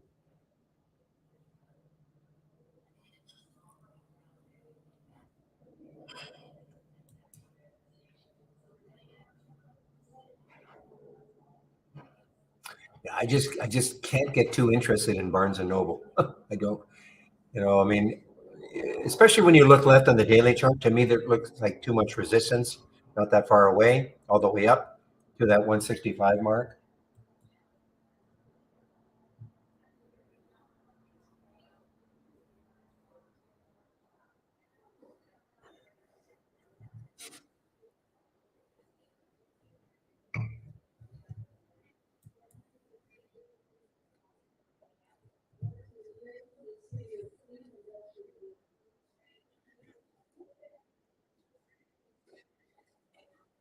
As Barnes and Noble goes to $10 or some crazy thing.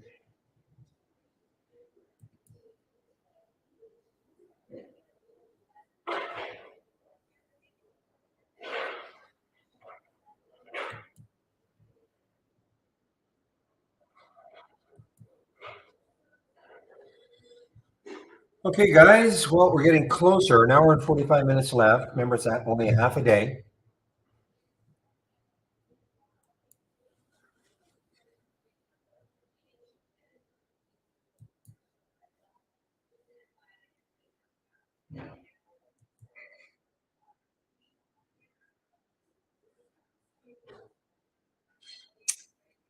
I'm running 4K monitors at whatever resolution they suggested I use. How's that, JJ? Of course, on my screen, it's perfectly legible, like what I'm looking at.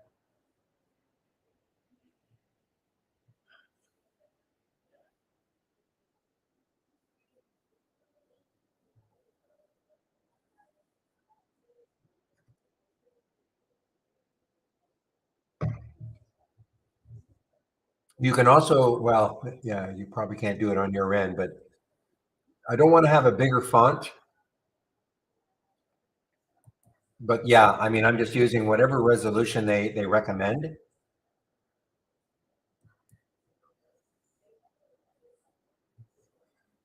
Now, are you saying that are you saying that some are small and some aren't? Because that doesn't make sense. I'm not saying you're wrong. I'm just saying it doesn't make sense because I'm using the same. You cannot. I cannot have a different font here and a different font here within trade ideas. You can only have one font for all of your windows.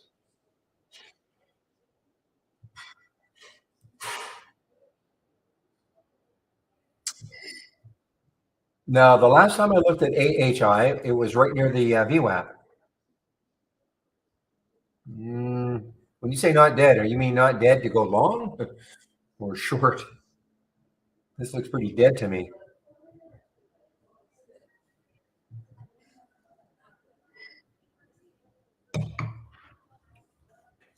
No, your post was at 11:15. It's 11:17 now. Maybe it was trying to pop.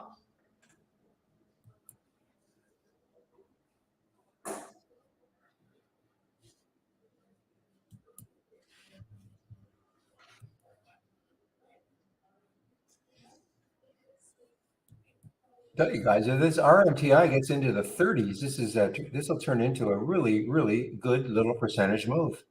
Even right now, it's not a bad percentage move for me.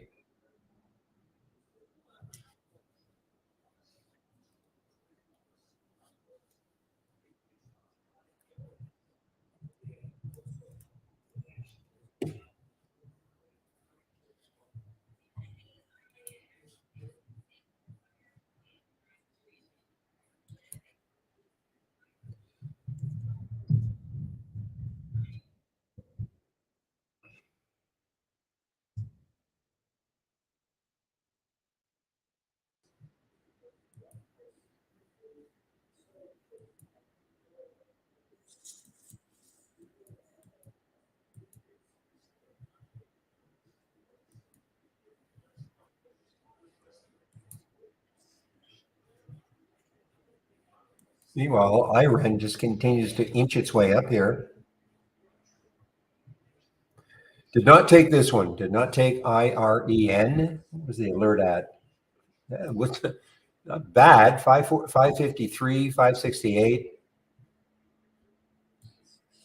But RMTI, yes, we're into the 30s now. Wow, this is turning into a really nice little trade.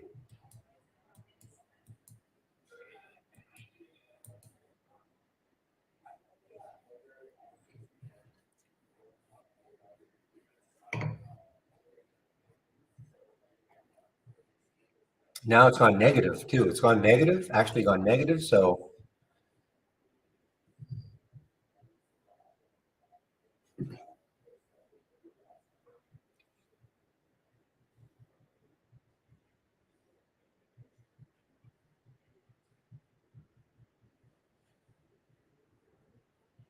they had interesting. I mean, this actually, yeah, soared 20%, and then it just tanked.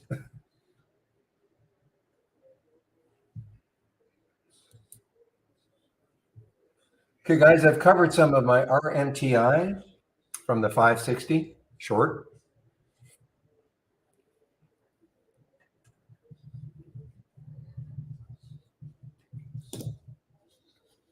And CBay now showing up here. I saw Shady went long CBay at 1165. CBay now showing up in the option scanner.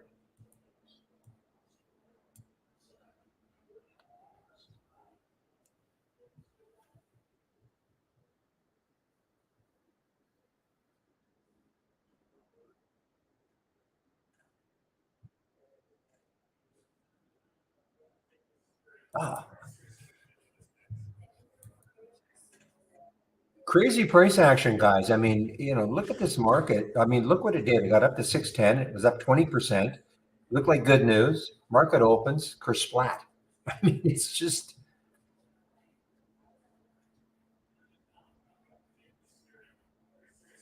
I'm talking about the RMTI.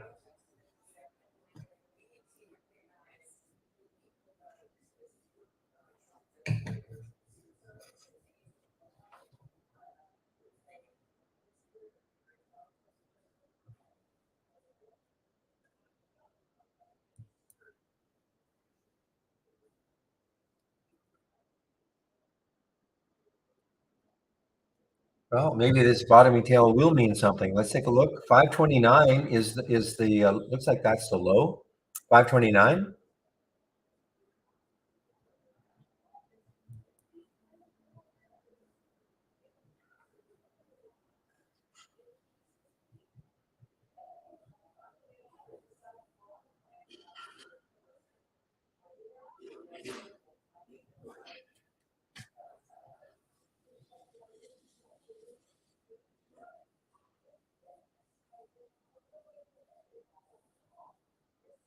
So, guys, my experiment, as I was mentioning in the pre-market, this was sort of a weird day for me. I really didn't do any pre-market work at all. Wondering, would that really make any difference? Using my option scanner, would it really make any difference? I mean, unless I'm going to trade something in the pre-market, I've been one to always profess, you should do some pre-market work, kind of set you up for the day with the stocks that might be active all day. But I'm wondering, I mean, really, did it matter? I mean, my option scanner is just giving me what stocks that are very interesting to look at. These may have been active in the pre-market, but really, what would it matter?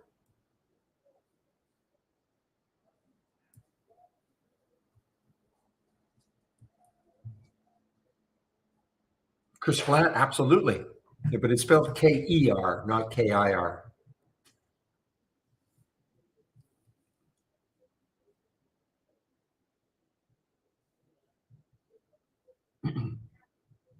I'm sort of serious, though. I mean, I'm sort of serious. What's the point if you're not going to trade in the pre-market and you have faith in a scanner? Like I've got, total faith in these two scanners. Doesn't mean that, you just pile into a trade when you get an alert. But I have the faith that these are going to identify the stocks that I should be watching all day. How's that? And it's not too many, which is beautiful.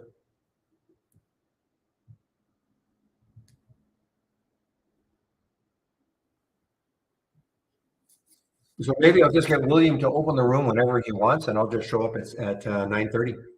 How's that?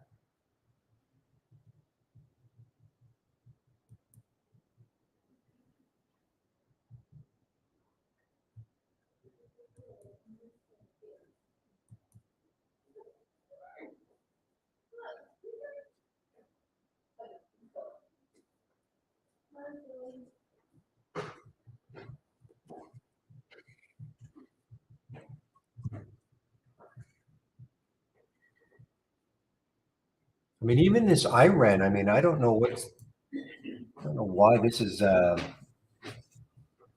see no news on this other than on the 30th. They're talking about a loss of 26 cents, but they don't announce till the 11th, September 11th. So it's way in advance.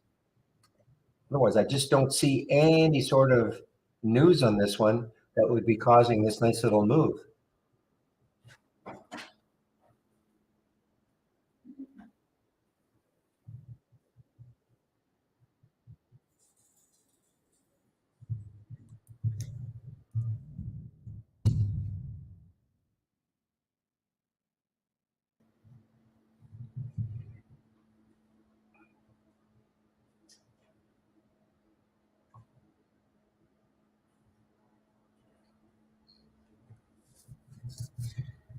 Okay. So that was the news on for phase three liver disease. That was the news for CBA on Friday.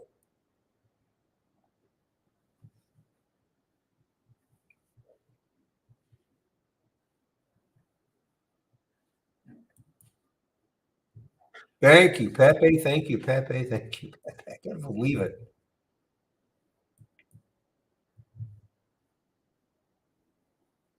Yeah, Mac, probably a good idea, right? Next time the SEC comments on Bitcoin, buy the dip.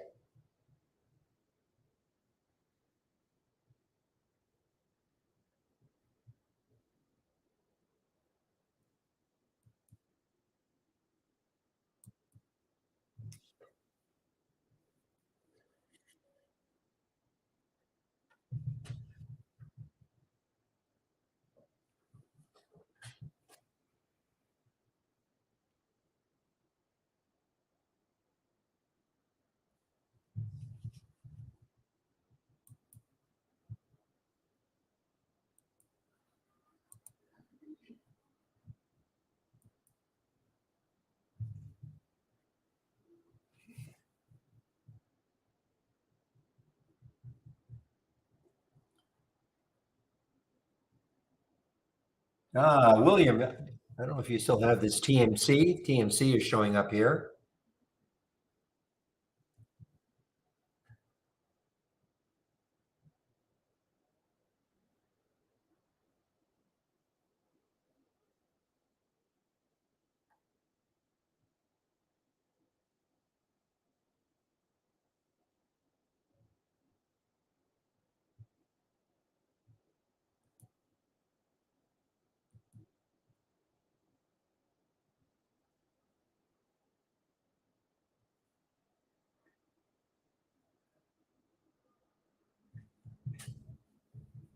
Weren't you in this one, William? Weren't you in this one around this area or underneath a dollar? And maybe you traded in and out of it. But this TMZ, I mean, it's actually been a nice move off the dollar. Not straight by any stretch, but still a good move. Basically, almost a double.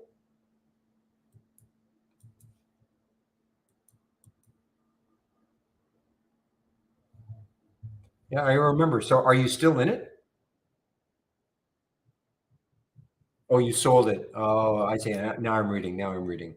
Okay.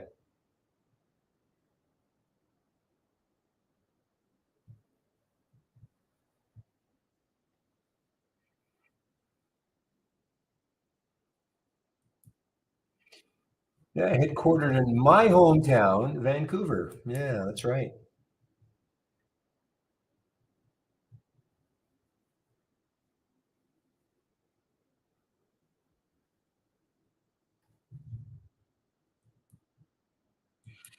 All right, guys. Well, I still have some of the RMTI left. See if we can get into the 20s. I covered some at 538 from 560.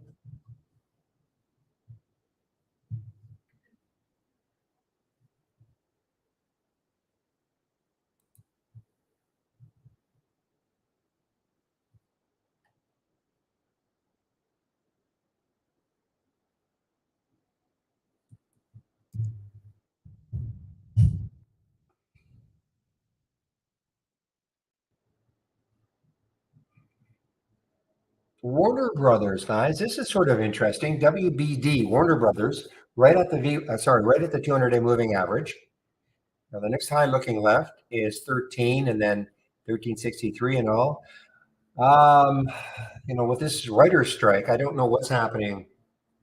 I don't know what the status on that writer's strike is right now, but that's certainly affecting all these communication stocks like this.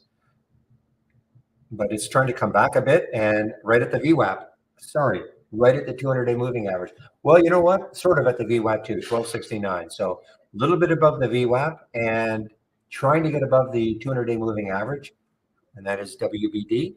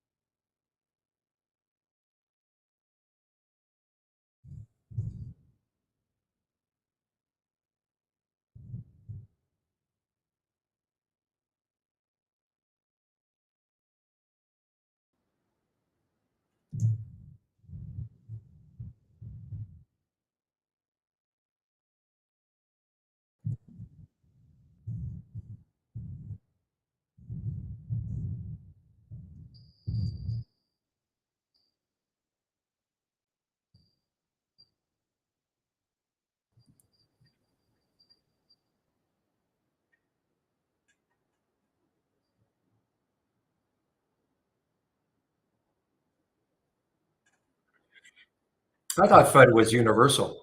Is that was that just adopted by the crypto guys?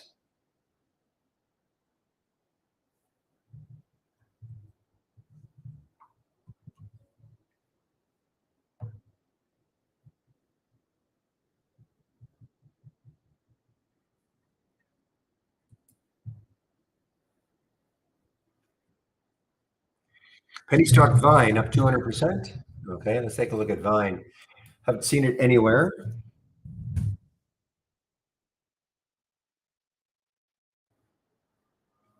Wow. Yeah. 220%, lots of volume, pretty low float. This is, of course, got hammered down to what, 22 cents? Wow. No, no news that I can see.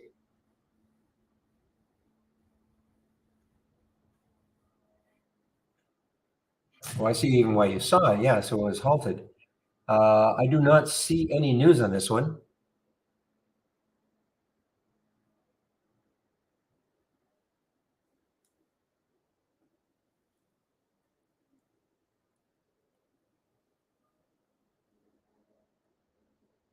But there's got to be something going on, guys. 68 million shares have traded.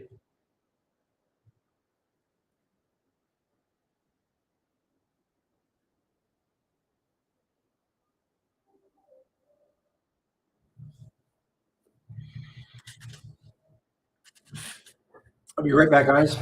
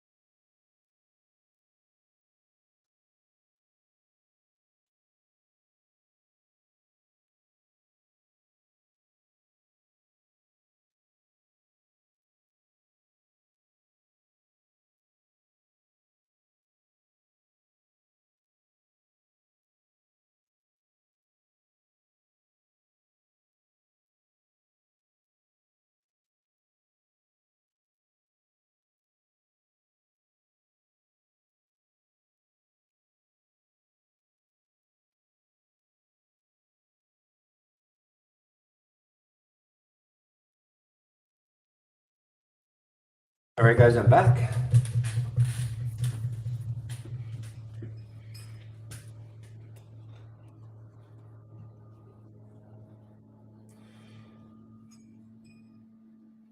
All right, guys, I'm out of the RMTI completely now. So I'm in nothing. Probably will not do anything for the rest of the day. Can't imagine doing anything for the rest of the day. But our boy, this one though, this was probably as almost as good, not quite though, as the RMTI percentage wise. 553, 575.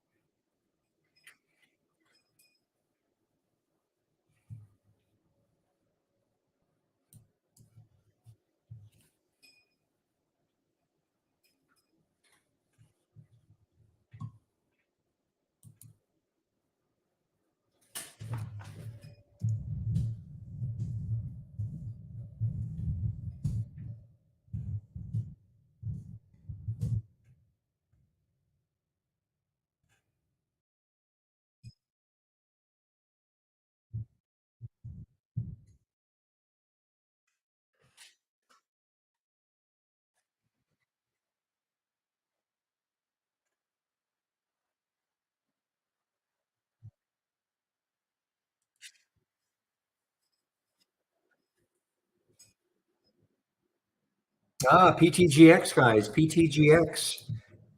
Back over 20 now. PTGX over 20. Well, I mean, so ECX just was halted. ECX was halted. If there's any, excuse me, ECX was halted on the way down. But this PTGX, I mean, if the longer it holds 20, I mean, this may have a massive run.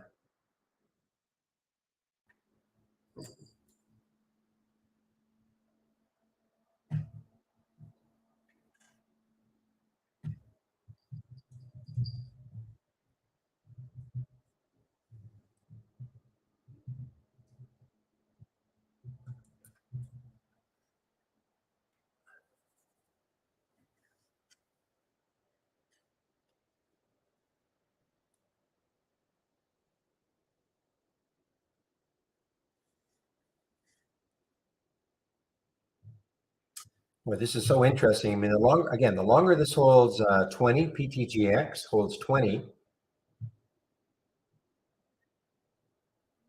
The next high is almost 21 on, wrong, just a minute. No, the next high is 21, 2041, 2034 on the 15-minute chart.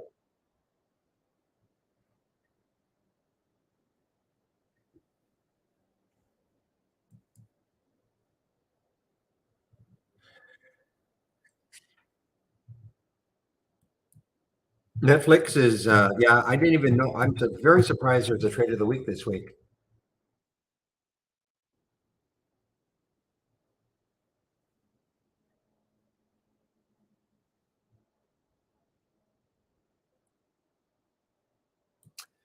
Remember how XPAV and all those China EV plays were just ripping higher in the pre-market?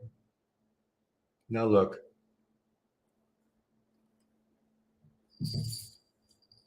did I see anything for Stitch Fix? Showed up on my scanners today, but let's take a look at Stitch Fix. Okay, well, here's what I see. Okay, yeah, high short float interest, yeah, 18.5%. Right at the 200-day moving average, 409, 406 is the VWAP, so right in this really important area. The next high looking left would be 418, I think, 419. If it took out 419, then it's got some room to run. I haven't seen this one. The reason why I haven't seen it is because the relative volume is so low, 0.78. Virtually, well, I don't think I have anything less than 3 relative volume in my scanners, and some are 8. I know this one is 8.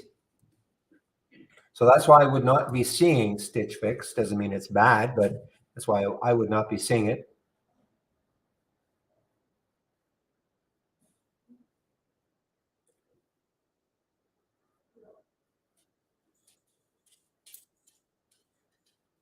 But yeah, I mean, if it took out 419, stick an alert there. See if it does. 420, 421. See if it takes out 421. That's impossible. Oh, it must have. I put in the wrong.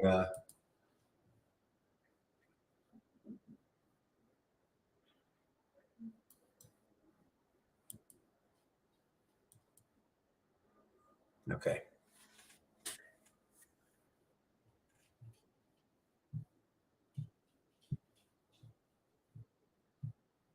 Boy, look at XPAV now, guys. XPAV. I'm not really interested in doing anything though for the balance of the day. Now we're in 15 minutes left.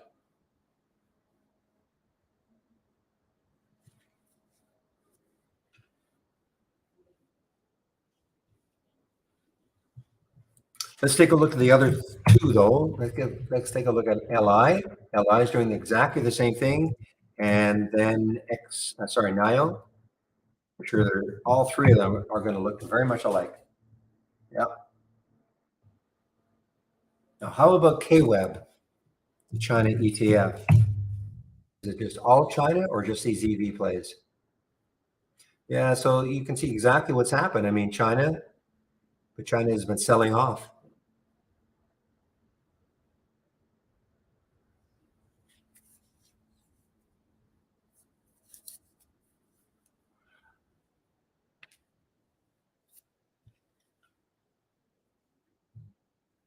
Market closes at 1, yes.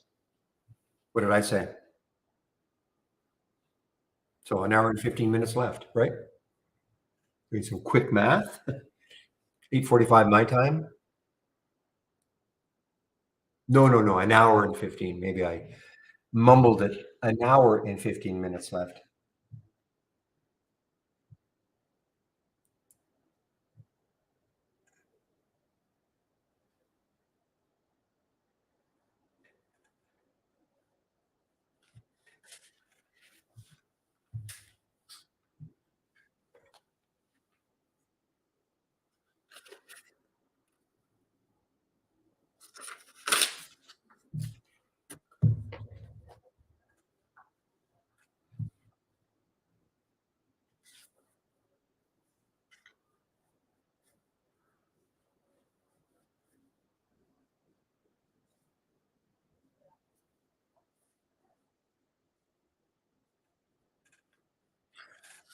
So yeah, guys, I may experiment seriously for the rest of this week and not really pay that much attention to the pre-market.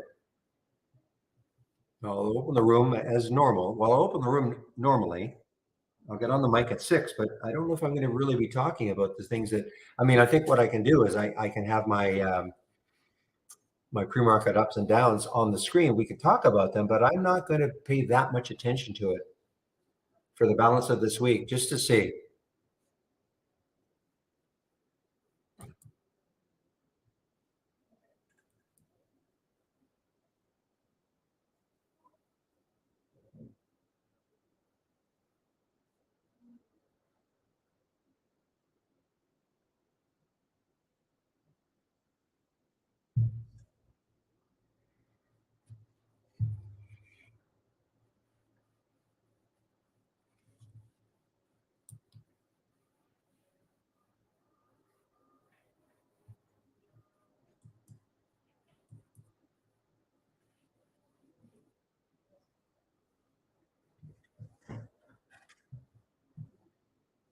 Well, that PTGX is still hanging around that 20 level. PTGX hanging around the 20 level.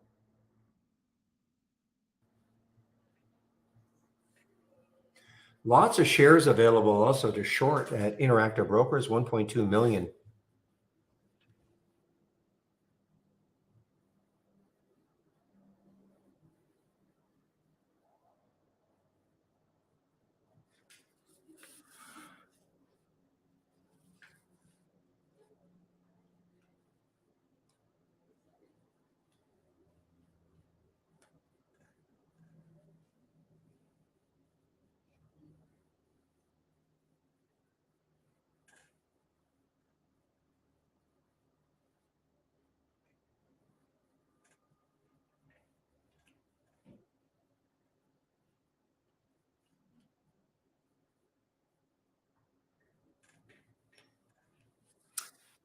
All right, guys. Well, any questions? Good time. I'm not probably not going to do too much. The only thing I'm really interested in maybe is this PTGX, and just take a little bit and see if it has any sort of a run in it.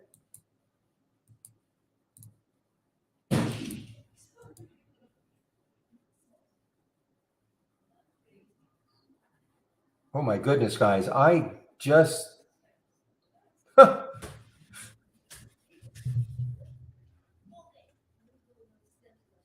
I just got a tremendous fill. I just took it and it just popped. 2011 or so. I thought, okay, just take a little bit, as I said, and it just popped a little bit. Well, I can put my stop there now.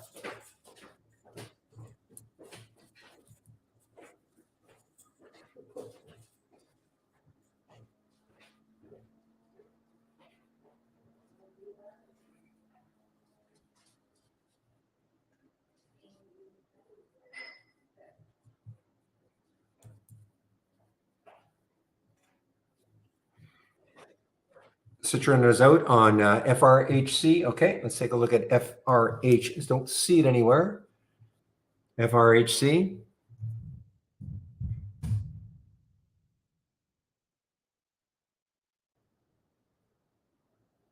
Yeah, you know what?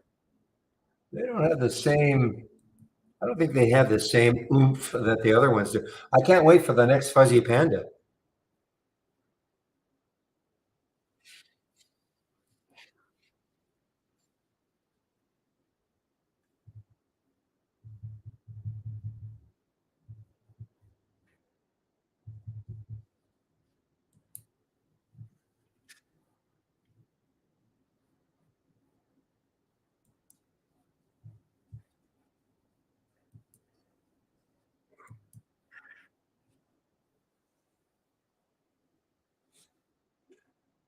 Okay, watching this PTGX really closely now, kind of where I bought it. So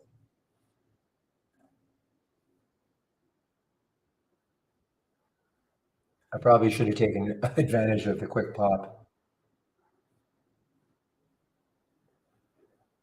And now Wolf, WULF is making it here into the option scanner.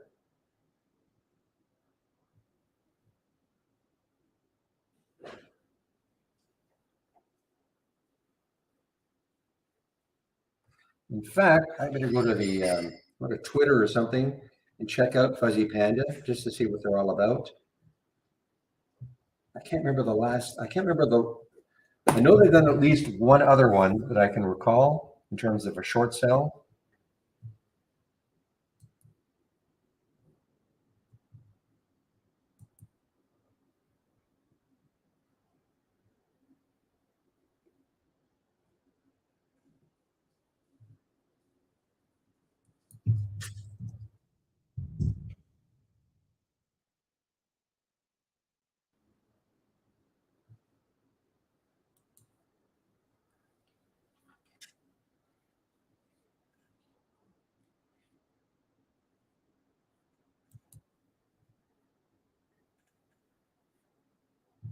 All right, let's take a look at Wolf.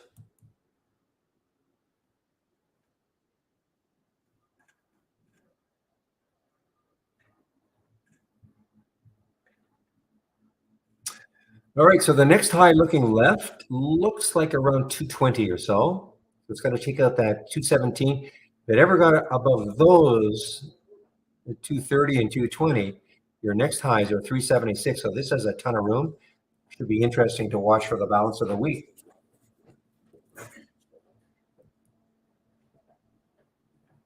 All right. Okay, PTGX.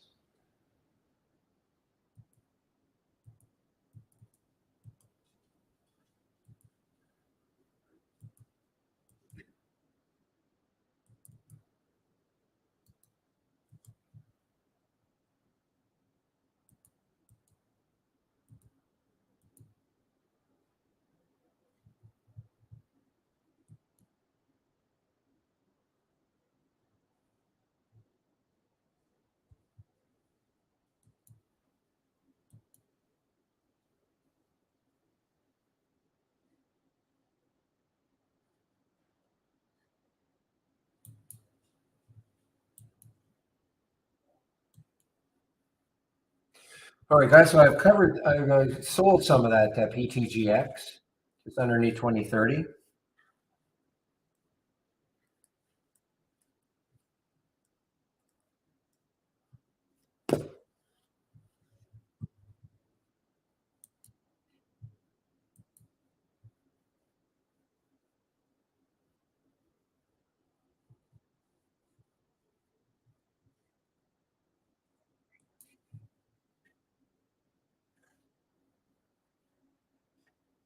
I'm going to put this right up on my monitor here, or my charting PTGX, because the next high looking left is that 2093. So it took out the 2034, or it's at the 2034. Then the next high in the weekly chart is 2093.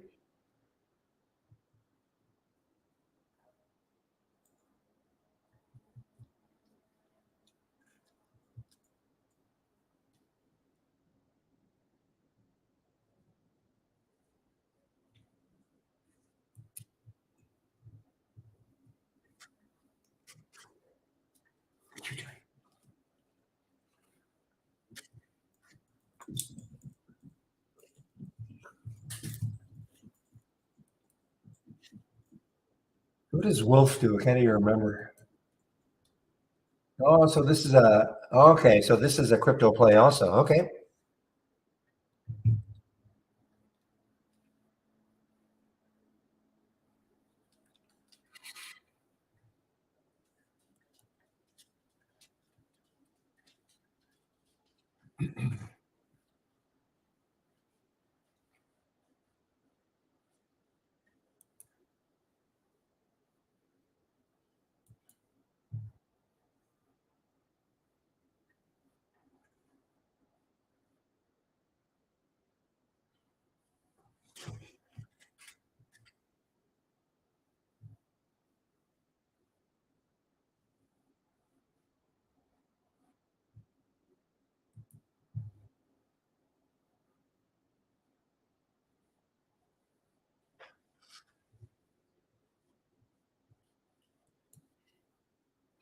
Okay, this one is just showing up, guys. This has been in the momentum scanner for a while. ENSC just showed up in the 10-day daily breakout. TMC probably has a lot of room looking left.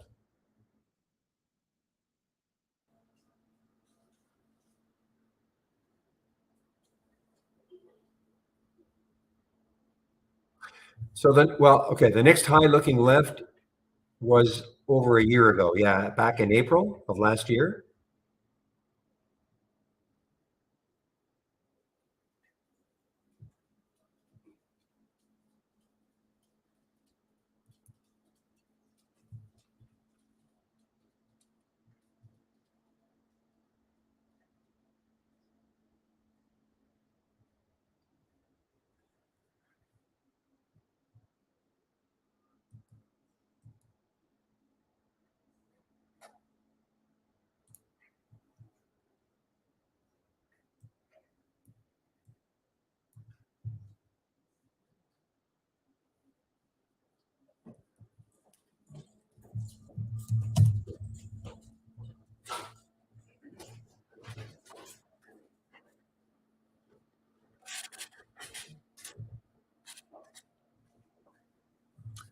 So let's take a look at XLF. Is it going to hold over the 200-day moving average? Ah, look at this. Boy, this is encouraging. The big financial ETF, XLF. So the financial sector really recovering nicely over the 200-day moving average. And you can just look left here. I mean, there's room. And you want to play this ETF, there's room.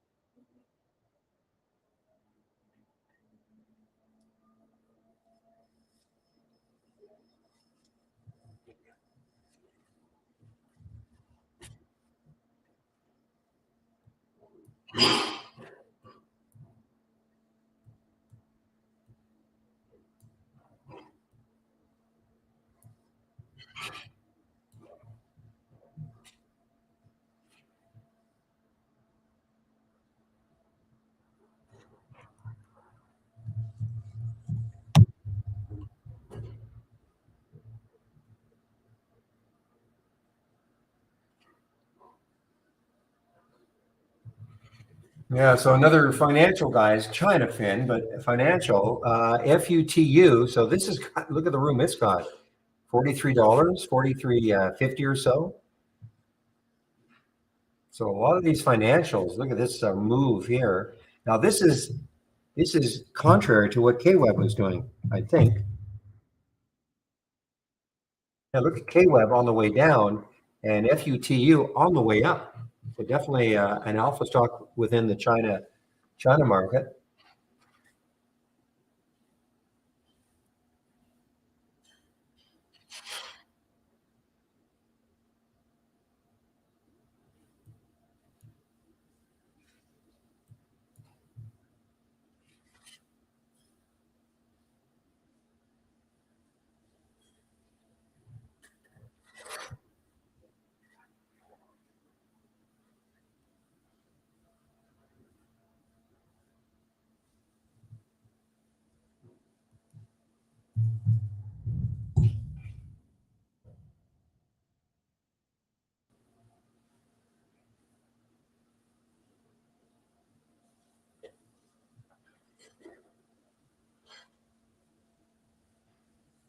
Yeah, very low float, 3 million in the float for this one for the GRE.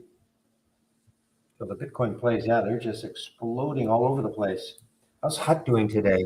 HUT, that was a real flyer, and they got knocked down with a lot of them for the half day anyway. Yeah, I mean, this Hut is on the move also. Cheaper one. Many of the Bitcoin plays are going to look like this on the Friday, with a big bottoming tail when the SEC came out and basically kind of slammed the industry.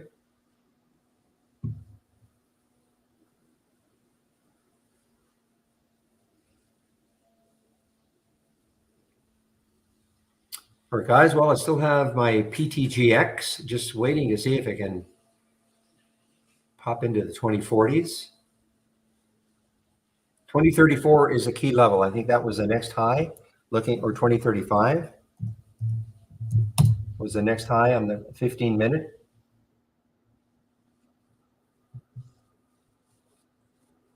Yeah, 2034. So it's got a really clear 2034. And then I think it can get running again.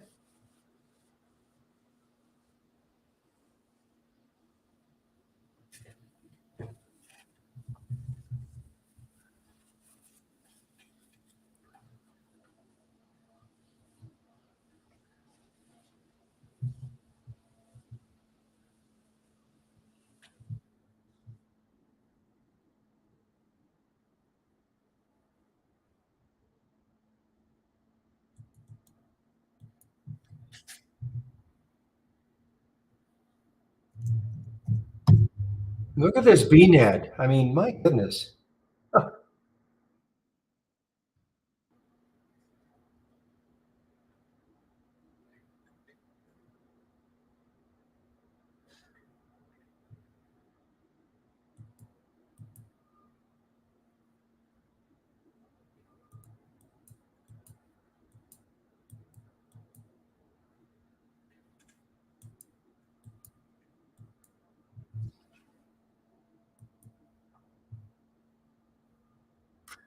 Okay, guys, less than an hour. Remember, the market's closing early, 10 o'clock or 1 o'clock Eastern. So less than an hour.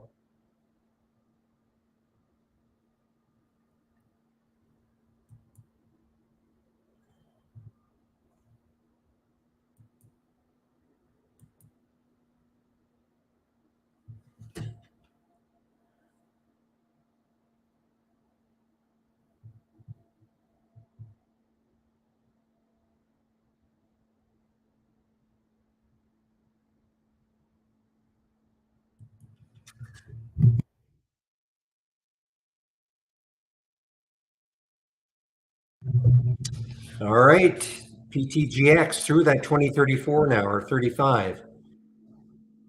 Next challenge.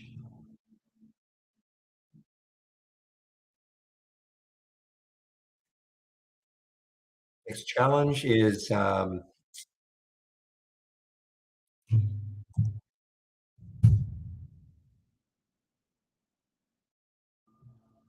right here. The next challenge is going to be 2093.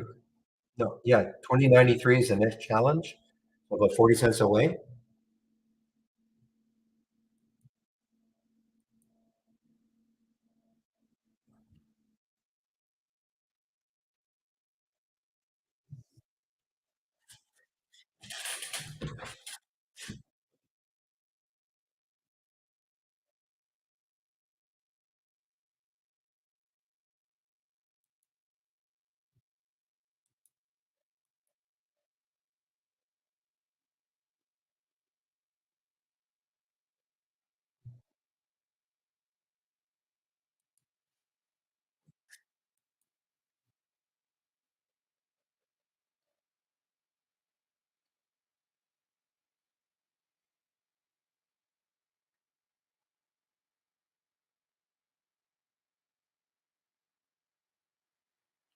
Okay, AI guys, AI at the VWAP, I believe. AI is at the VWAP. VWAP is 36.45, 36.45. Yeah, so AI is right at the VWAP. So another choppy day. Nice move up, big move down, move up.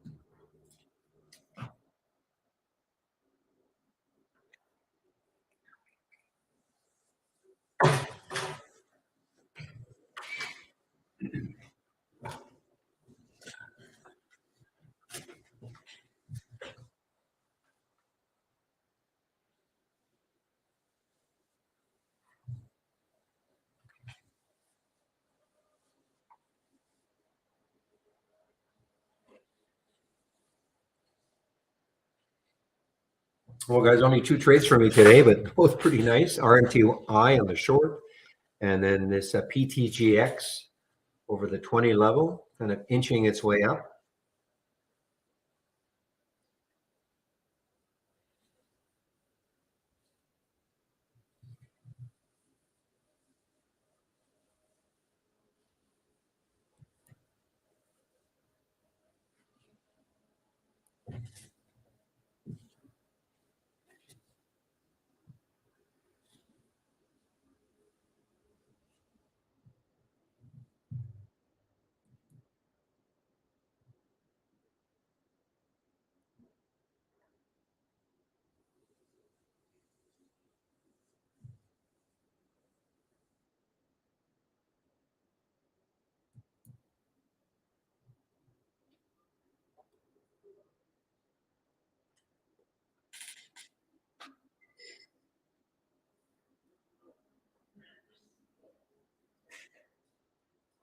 AJX, it's just been hanging around 7.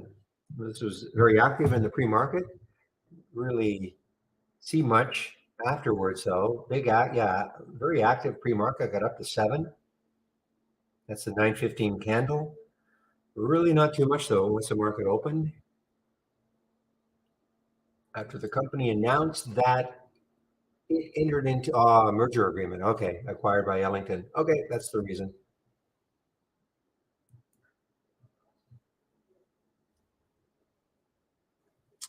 You were mentioning Hood. Well, financial, of course. So let's take a look at Hood. Broke out, HOOD from Ori. Yeah, did it ever. High looking left is around 11, 1091-ish.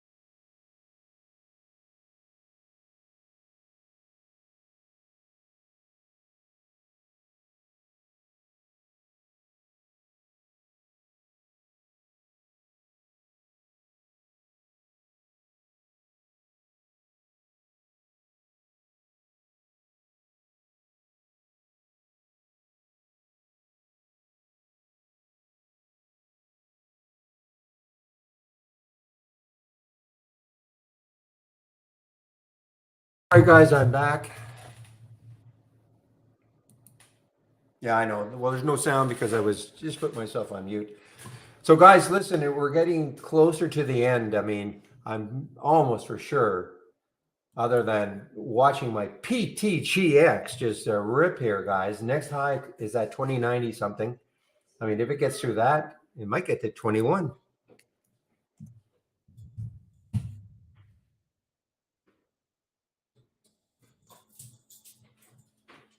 And again, right here, 2093, 2093. I rarely take trades like this, these big bouncers, but remember I kept saying, well, the longer it holds over 20, the better. And it just kept hanging in right around 20.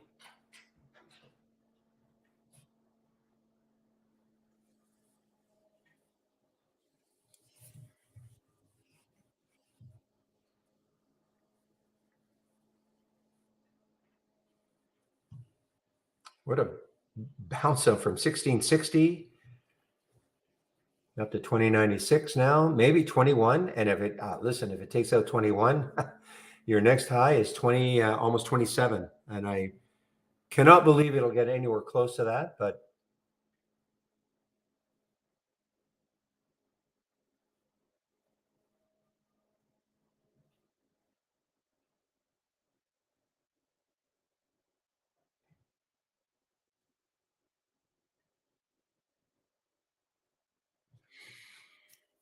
so, everybody, I mean, are any questions? I mean, we have another 50 minutes or so, a little less than 50 minutes, 50.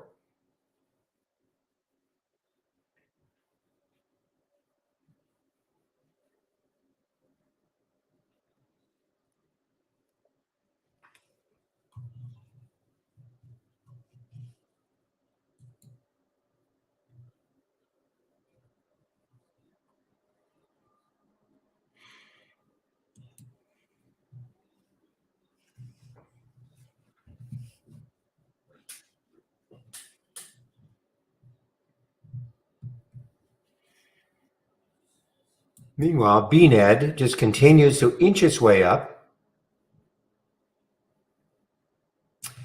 What's confused me a little bit here is why did it,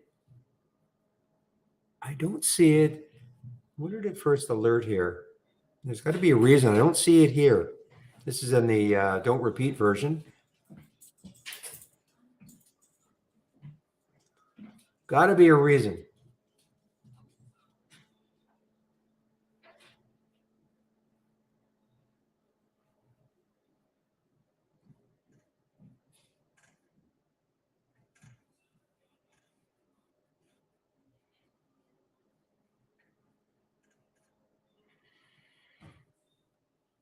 Just trying to find there it is. So 1050, 152.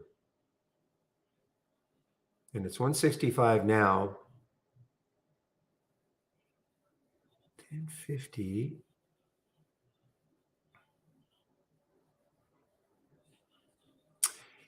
Yeah, I can't figure out why it's not showing up here in the don't repeat at 1050 and 152. Got to be some reason, but I'm not sure off the top of my head why. Anyway,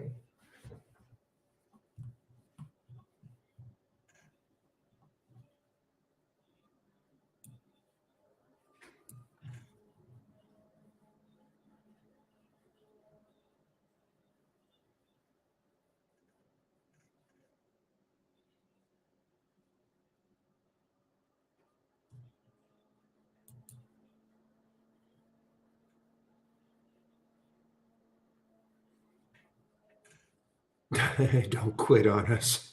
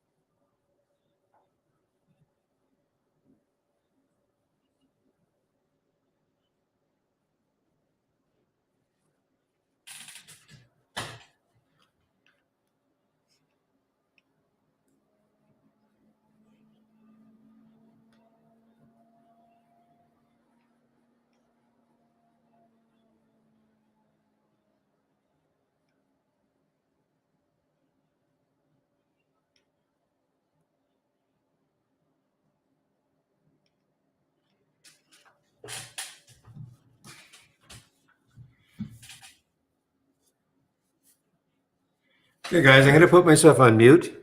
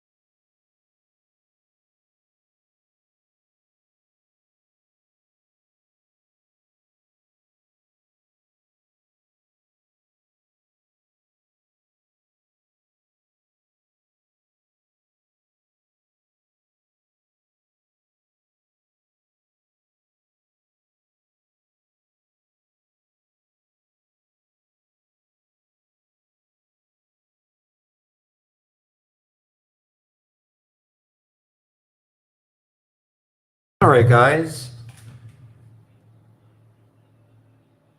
Okay, JP, I can try to help, sure. Question in our YouTube room, about a year sub on TI, possible to ask a question in this room on how to properly set it up. So again, when you say properly, understanding that, I mean, you know, there's no absolute right or wrong way to use trade ideas, okay? But go ahead, ask some questions.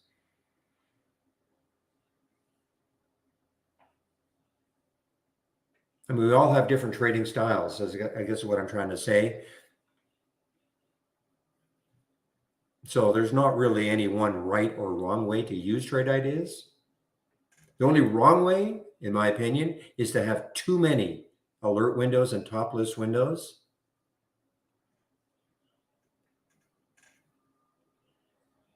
So you get overwhelmed by the number of alerts that you're seeing.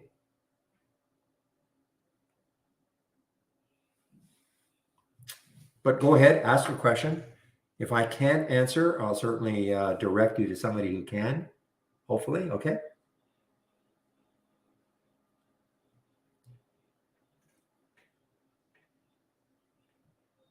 Yeah, I've covered, or not covered, I'm out of most of the PTGX now, guys.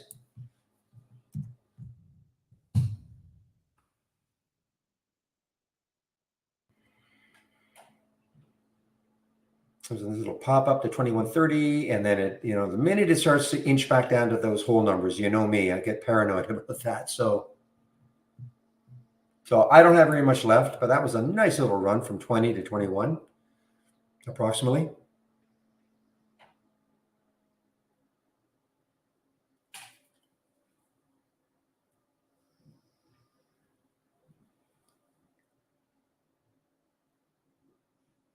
So James. Yeah. So JP, again, you know, when you say which windows are you guys using on a day-to-day basis, I can only tell you what I do.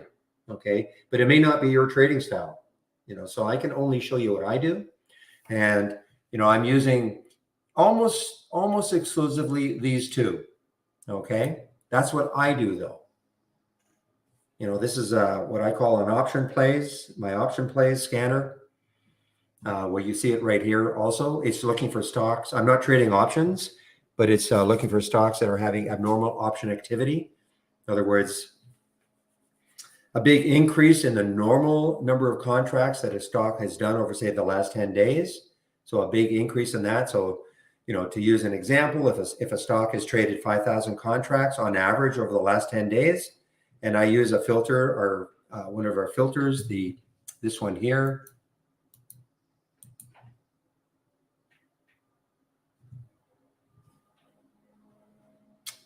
Come on, a little while.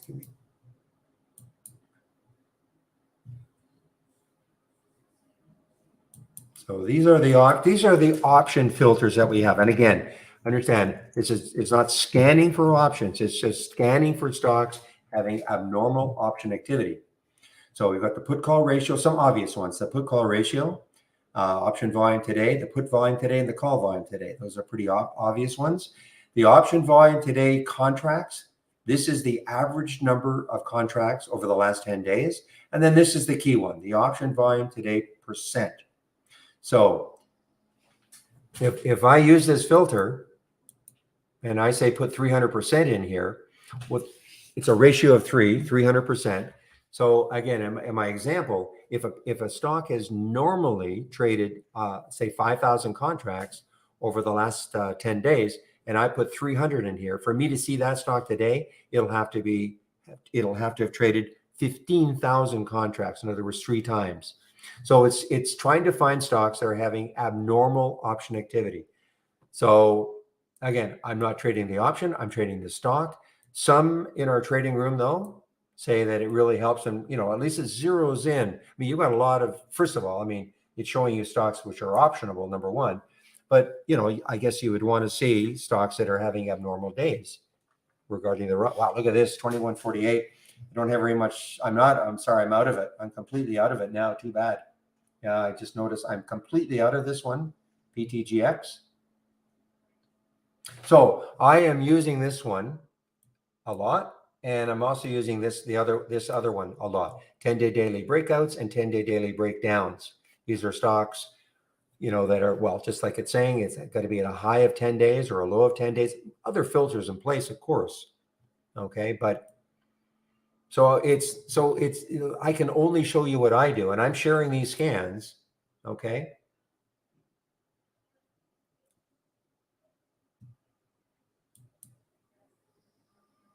But there are, there's all sorts. Because of the nature of our program, you can create your own scenario. We have a lot of, these are real-time alerts, new highs, new lows right at the top. But we have a lot, and I don't get overwhelmed by looking at all these, thinking you have to learn them all. But we do have a lot of them. And then when you come to these icons, these are our filter icons. And the reason we have so many, thousands of customers, all sorts of different trading styles. So the company created all of these so that they felt that with enough of them, the average customer, most of our customers, I should say, could combine them to give them the type of scan they're looking for. But I am sharing a lot of my scans. Some of the other traders at Trade Ideas share their scans. You have to have your own trading style, of course.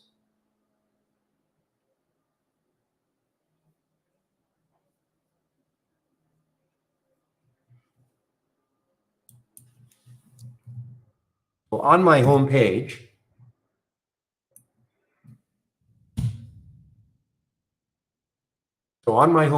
if you click on that link that I put in there, you'll see you at the top here. And then these are the scans that I'm sharing. So, I have other scans that I am sharing other than the ones that I just showed you.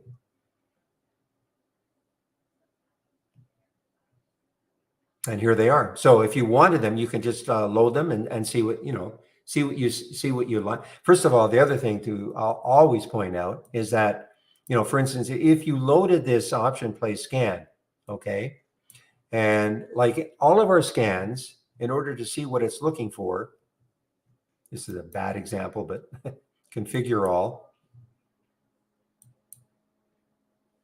So there are there are different alert windows in this multi-strategy window. But what I'm trying to really show you is that if you didn't like the price range that I've got, you can always change it. So in this particular scan, this is looking for stocks between $1 and $30. But you might say, well, you know what? I'd rather see 10 and 100. Change it. Okay. You know, if you want a higher minimum volume, change it, or a lower one. You want a bigger minimum option volume today. Now, the reason I only have 500 contracts to start is just in case. Most of the time you'll see that the stocks that are appearing here are well over 500 contracts. But just in case it's just getting going, so I don't want to put like 5,000 contracts as a minimum, because you know that might block me from seeing a stock that is starting out at 1,000 contracts and really ramping up, and then by the time I see it at 5,000 contracts, it may have gone too far. So that's why I put 500. You know, just that, you know, I don't want to, you know, you don't want to put one, because you know 300%, that means it'll trade 3 contracts a day, you know, right? So that's why I put a minimum of 500. But again, all this is customizable. So when you have any one of my scans, you just have to right click and see what I'm looking for, and you can always change it. Yeah, so my style is typically, even though on this particular one, this is way more of a bounce play. Typically, I'm always looking for stocks making new highs or new lows for the day. And then I kind of make a determination about what I want to do. That's not everybody's style. Some will say, you know what, I hate that. I'd rather see a stock that pulls back maybe to a moving average that you like, or the VWAP, or you know, things like that. That's not really my style. Doesn't mean I won't trade anything, but I don't have scans that are designed for that.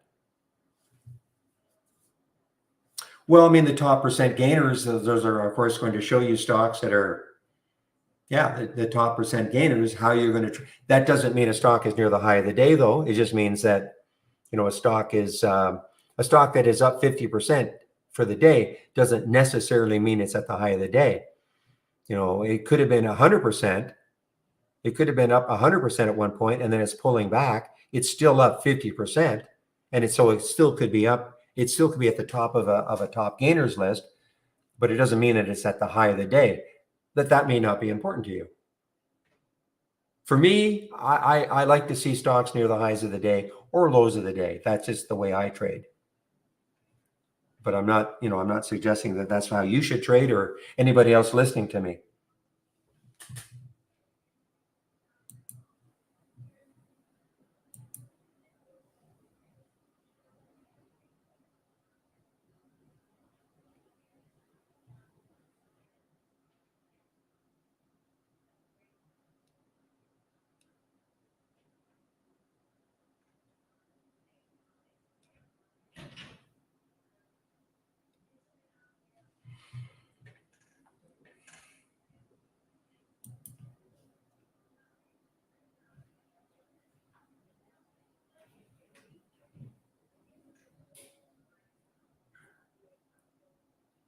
Now, what you're seeing here also, just generally, this is something in the simulator. I took this trade in the simulator last week.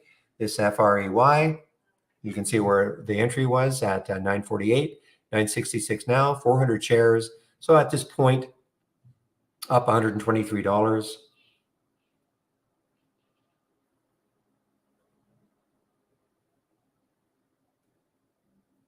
Now you might be, JP, you might be.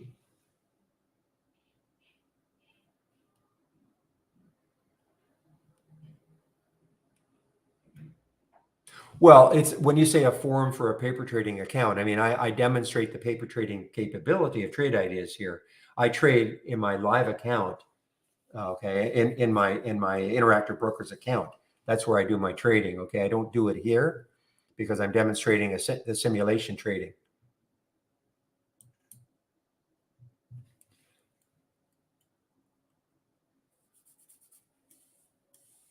So you want to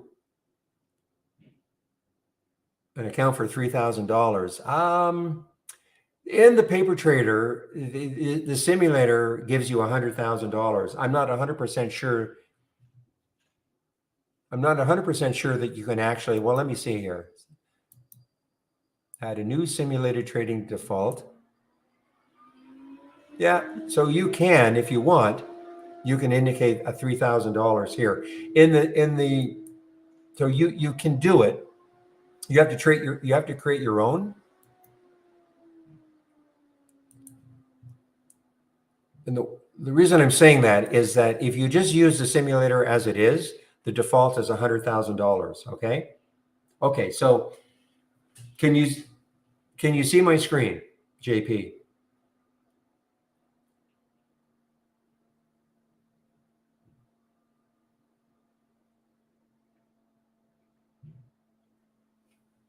Okay. So now, first of all, please tell me that you're using our downloadable application as opposed to the web-based version of our product. Because if you're using the web-based version, this window here, this big blue window, is not available if you're using the web-based version. Okay, good. So to load this window, okay, if you don't see this window on your screen, you probably don't, just click on New, and then right at the top, Brokerage Plus, okay, and then this Brokerage Plus window should show up. Let me know if that happened. Oh, you have it open. Okay, good. So what you can do though, do you have a tab that says Accounts? Can you see that tab that I'm pointing to that says Accounts? Okay, good. It's connected. Good. But do you have a tab that says Accounts? If not, I can show you how you can add it.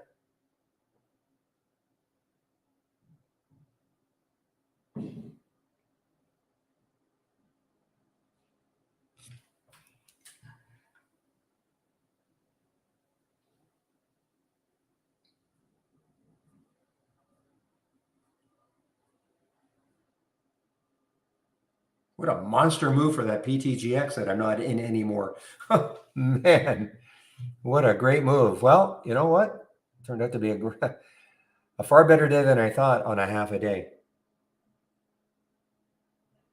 Okay, so if you don't have the Accounts tab, then if you click on New within this Brokerage Plus window, if you click on New, and you see one of the tabs will be Accounts tab, okay? Click on that. And then you may have to stretch out your window a bit in order for you to see the Accounts tab.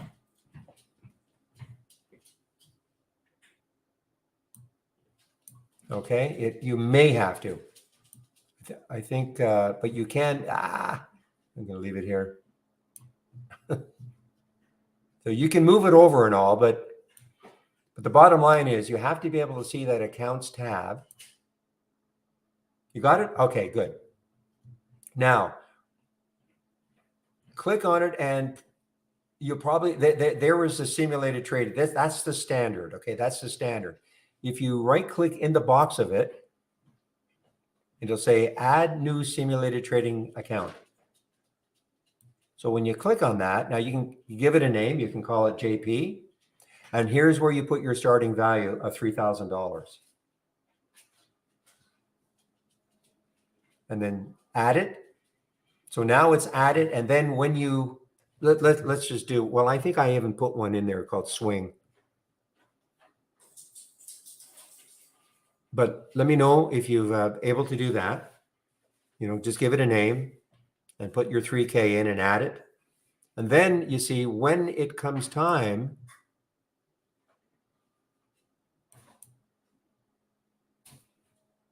sorry, when you go to Accounts, you'll have two of them there, and then you can just highlight that one, and that'll be the one you're in.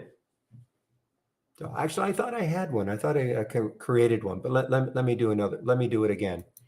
I thought I created one that I called Swing. Could have sworn I did, but okay.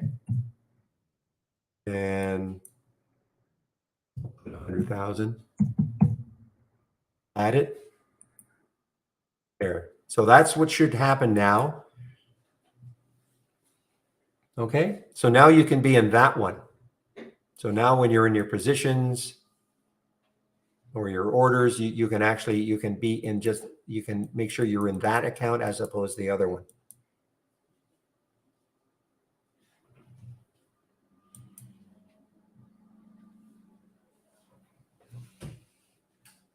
Okay. And don't forget to save your work, save your, save this one, save your work, because save as default maybe. Okay. So that now when you load it again, you'll have this, you don't have to do it over and over again. Boy, this PTGX, guys, congrats those who held on to it.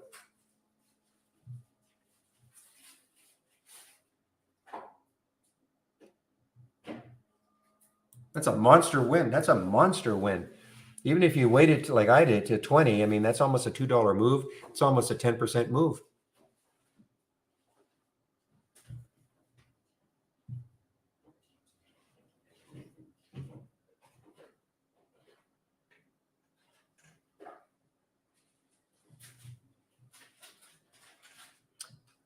And how about Reeker? What's happening with Reeker? Still want to know why that BNet didn't show up here.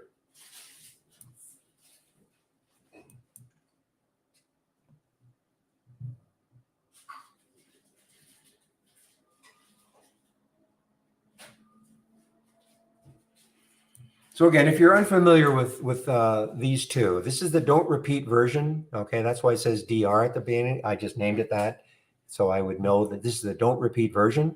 So what this allows me to do is to check to see the alerts when they first happen. I have the time when they happen, and I have the price, and then I can kind of go back in time and see, well, what happened from there. Okay.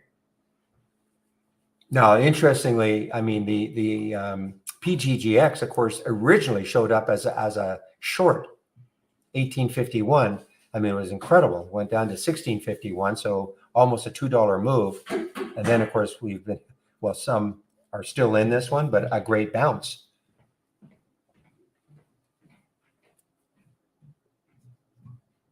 The BTAI was a nice one.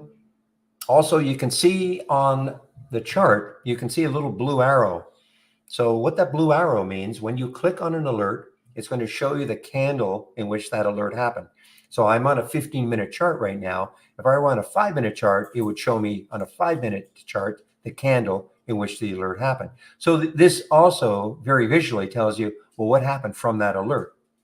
You know, and so before it pulled back a lot, it got up to 797. You know, as an example, this was the one I shorted, the RMTI. Now, the upper arrow, it doesn't mean that's the direction. It's just a designation of where the candle was. So, you know, it doesn't mean you should go long. It's just telling you where the candle was or what candle the alert happened on. And you can see that was beautiful. You know, before it pulled back, pulled up again. It went from 562 down to 527. Great percentage move. You know, the CBay, let's see what's happened with the CBay, 1172, not bad before it pulled back at all, 12. The Wolf at $2, but you know, on and on and on. So that's why I like this. I can go back and see, oh, hey, what happened from the original alert. And remember, these are ideas. Doesn't mean that every single alert you get, you know, that you just hop into and start to trade it.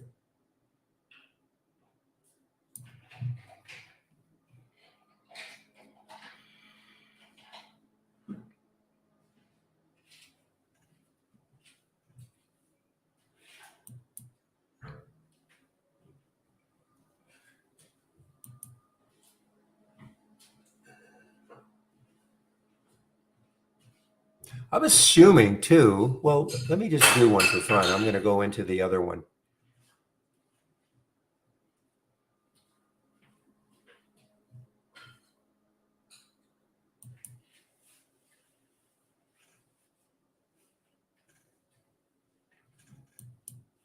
Okay. Okay, that's what you do. So I've got the two accounts there, simulated trading default, swing account. So this is going to show you all. Now, what I want to see though is if I go into the swing account, oops.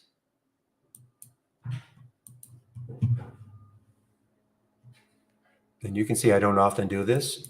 So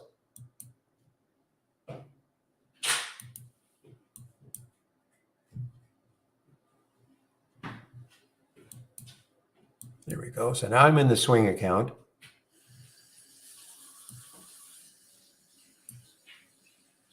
And let me just take some shares of this in the swing account. 200 shares go in at the. Okay, now Pepe must know this. I would have thought there'd be a way in which this you could designate, is this in the swing account? This is showing all my positions, both in the simulating and then in the swing account.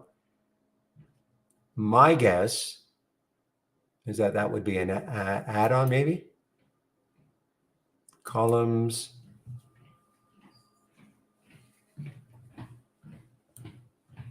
Yeah, I'm sure if I put a count here.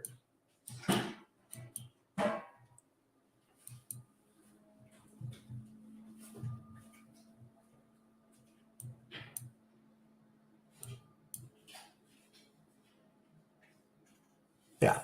Okay, so that's how that works. So you can see how you can set up different accounts.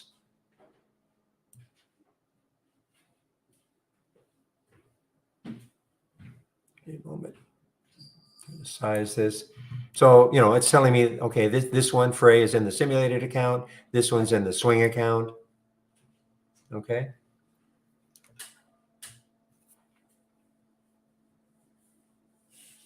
Yeah, once you do it once, JP, and just save it, then it's, I think it's fairly easy.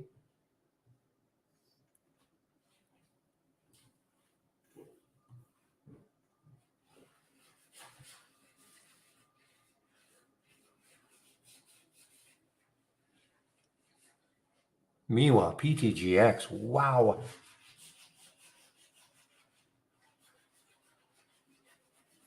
Yeah, maybe then we'll know the actual news for PTGX.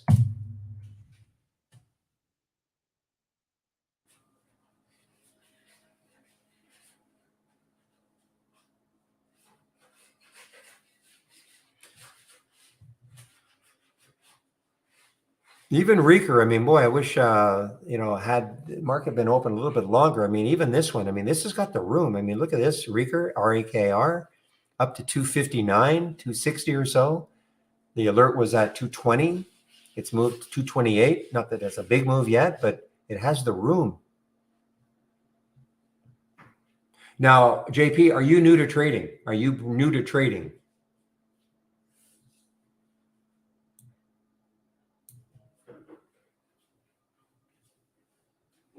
Because remember, Trade Ideas, it's a scanning program, but you have to have some knowledge of trading. Oh, brand new. Okay. Well, then that is going to make it, well, okay, you're doing the right thing though, starting off in a simulator to practice. But what I would do is this.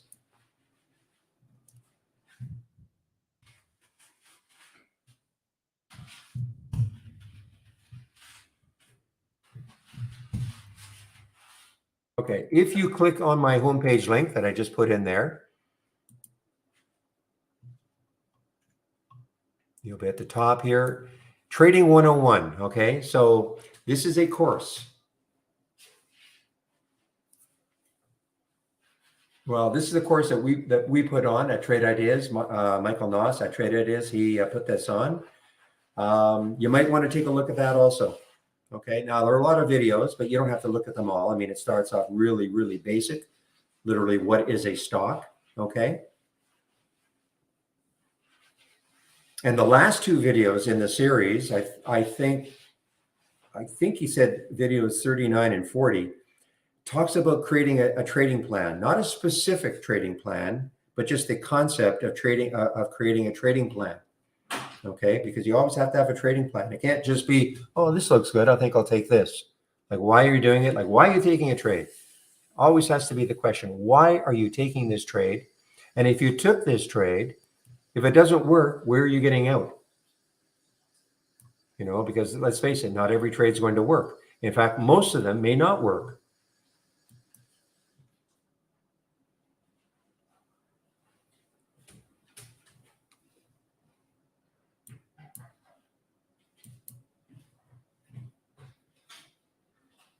And so if you say, well, how can that be? If most of them are not going to work, how can I ever make money? Well, the trick is to manage your losses, have very manageable losses on the ones that don't work, and then let your winners run as best you can. It's not easy though. It's not easy.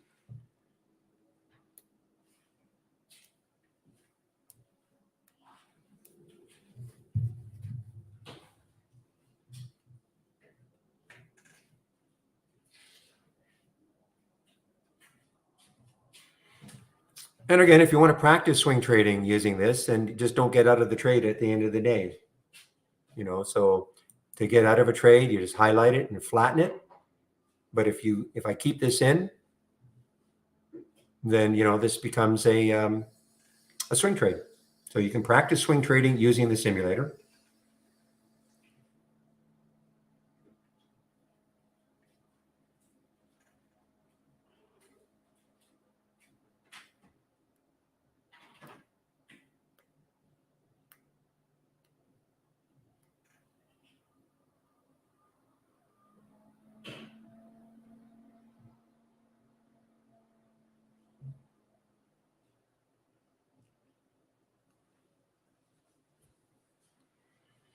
All right, guys, we're getting close to the end. We only have about 12 minutes left. Remember, the market is open only until 1 o'clock Eastern time today. Of course, closed tomorrow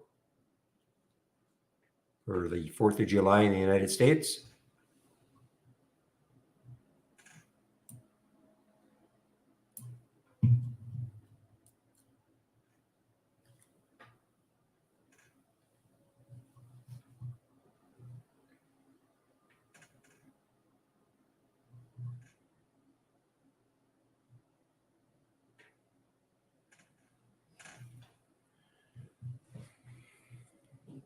So I'm just going to put my my promo code in for a subscription to Trade Ideas. This is the direct link. You can, of course, find it on my homepage also, but this is the direct link.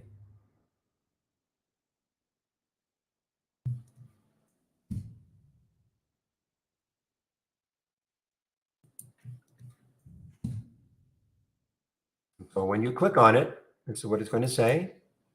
So here it is, 2 days, 11 hours, 8 minutes, etc. That's when it runs out. Freedom 25, 25% off. And yes, please use that link to take out a subscription or from my homepage. It helps the room immensely. This is a free room. And but the reason it's free is because, of course, we market our product through it. I try not to be too overbearing about it, but it definitely helps to take out the subscription using my link.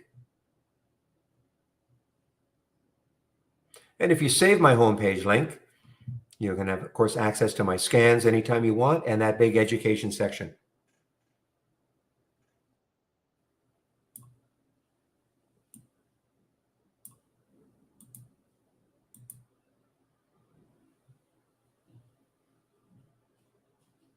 Well, William, I'm half a mind to say, if you want to open the room, whenever you get up, I don't care. I don't really mind. I know you're there before 8 o'clock. But if you want to do it, that's fine. I mean, you don't have to. I mean, if you're not around, that's fine. I will certainly have it open by 5. I keep talking my time, by 8. But if you want to open it earlier, go ahead.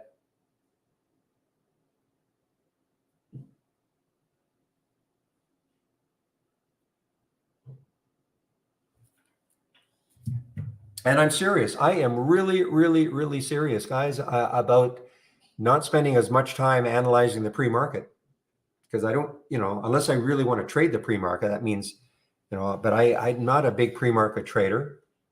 I will trade the pre-market every now and then, but I mean, if I literally just turned on my computer at 9:30 and watched these, I'd be fine. Either, these two scans. And, I'll be perfectly honest. The reason why I'm trying to do this is that because I'm on the West Coast, getting up at 4 a.m. has been it's been a grind for years doing it. So I'm trying to think, well, do I really have to do that? And I'm not saying getting up at 9:30, like 9:29 and just opening the room right then and there, but getting up 45 minutes before, why not? Somebody was asking about Stitch Fix earlier, and it just took out so it's at that level right here, 419. Late though, obviously. I mean, I wouldn't be but this could be easily watched next week. Well, next week, Wednesday. 484 is the next high looking left.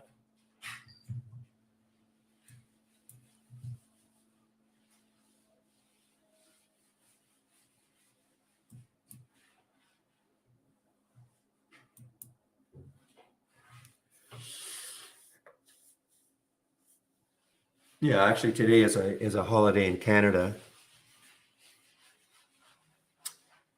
For we Canadians that are in the room, not too many of us, I don't think.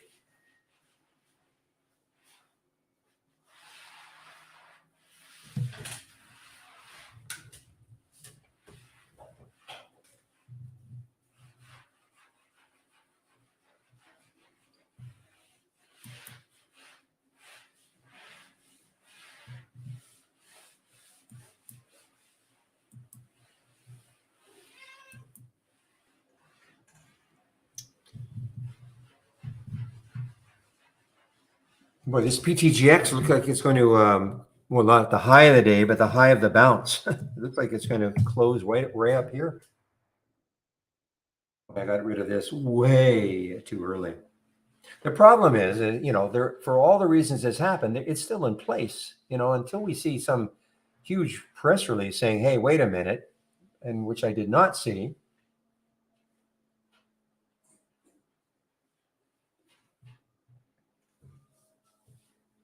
So you always run the risk of, okay, all of a sudden the rug gets pulled again and it just drops on you. So that's why I was, a little wary about holding on.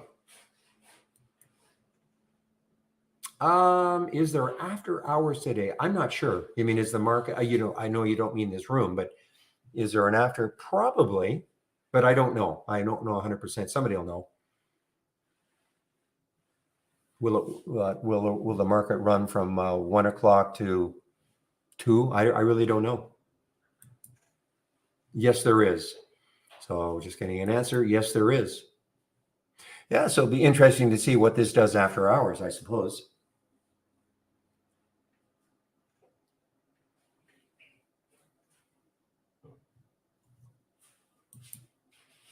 For 3 hours. So the typical 3 hours, okay.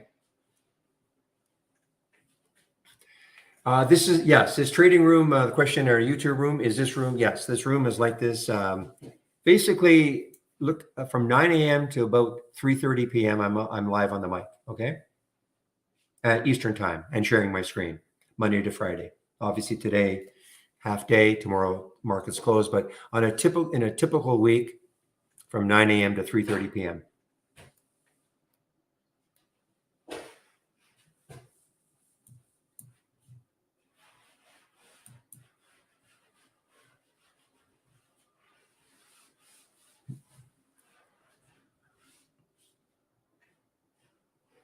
From Denmark. Well, see, we're sort of, we have an affinity. My last name is Einarsson, so Icelandic.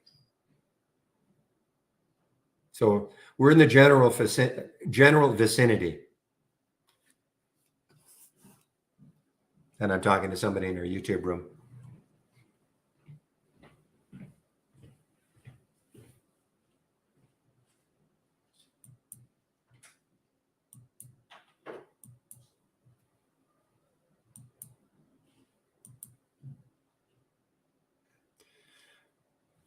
Boy, look at Riven now, guys. Now Riven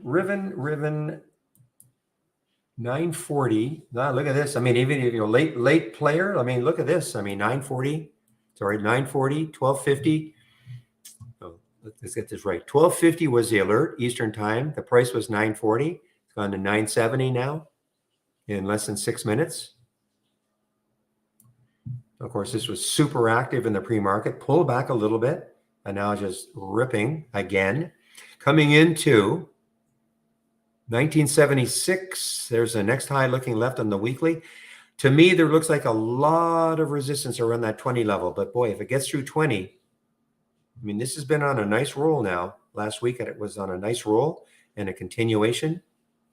This is one day, but a continuation. Yeah, take a look at that trading course. Exactly.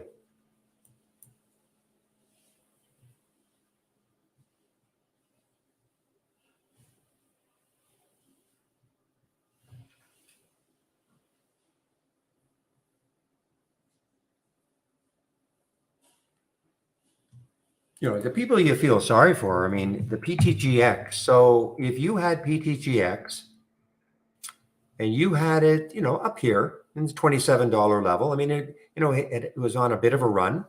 You know, it's just chopped around a little bit for the last couple of 3 weeks or so. No clue that anything like this was going to happen. And if you panicked and just sold out your position, I mean, I'm not saying it's going to, trade swings, it might come back completely, but this is just devastating to somebody's account. You see this sort of action.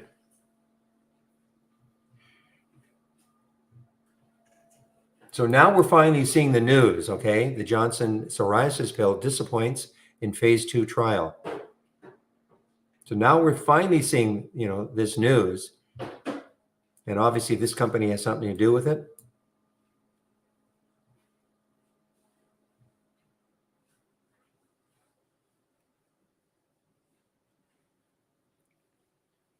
Yeah, there you go. So we'll license it and it's eligible for a $50 million milestone payment if the candidate enters phase 3. Oh, I see. So right now, so this is only no more than phase 2. So they may, I mean, it's possible they'll say, you know what? We're just going to stop the trial. I mean, and it's hard for me to believe they'll do that. They'll probably maybe try to soldier on, but that's the problem. Yeah, so there you go. It would need efficacy on par with Tremfya to move into phase 3. So maybe it doesn't happen.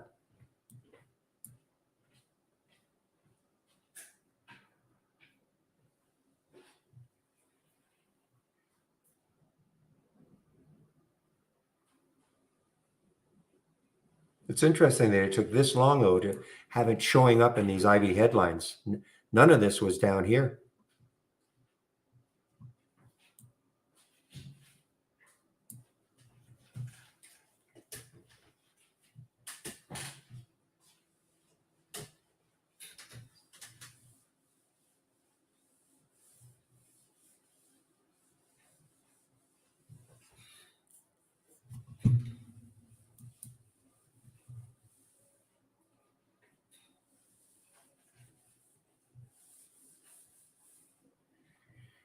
Okay, so I'll stick around just to see if this has what sort of movement this has after hours. It's 101 now, guys. So the market is closed.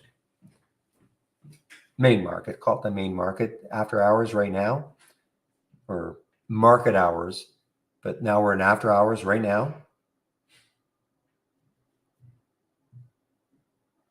Yeah, happy 4th to all my American friends.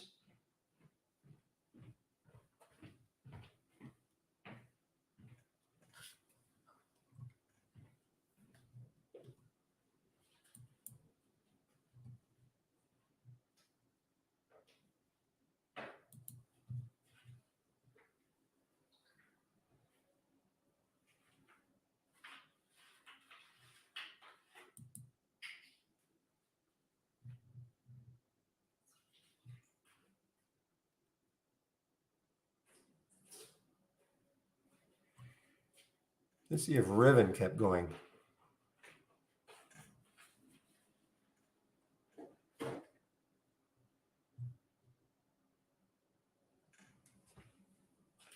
This one showed up very late in the options scanner, LFMD.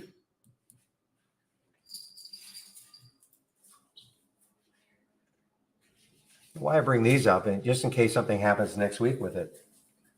Next week. I keep saying next week, on Wednesday.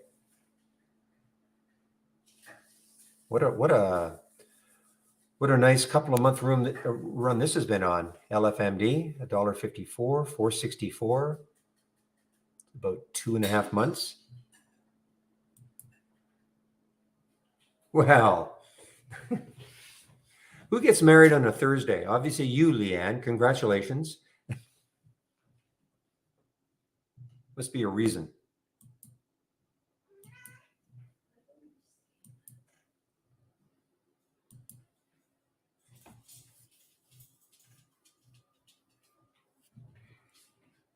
We're cheap.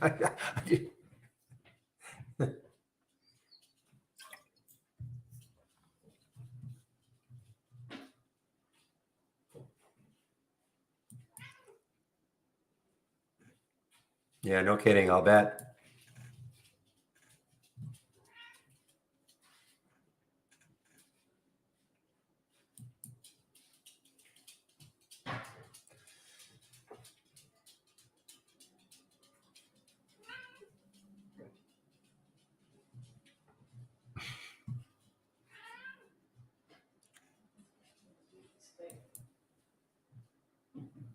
So this fray is, guys, I mean, you got to watch this one next week too. I mean, the FREY.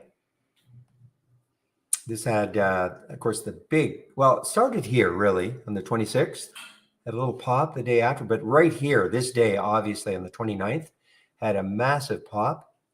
FREY had some news.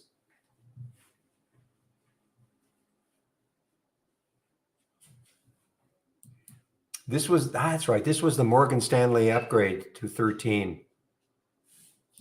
That's what caused this big pop that day.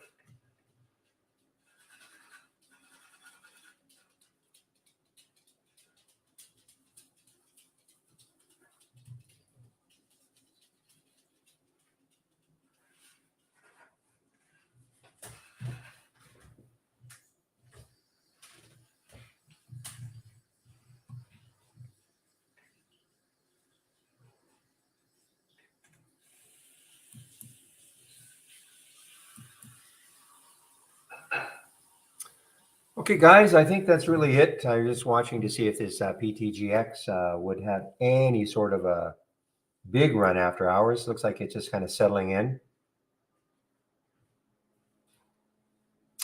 All right, well, I'll shut the room down now.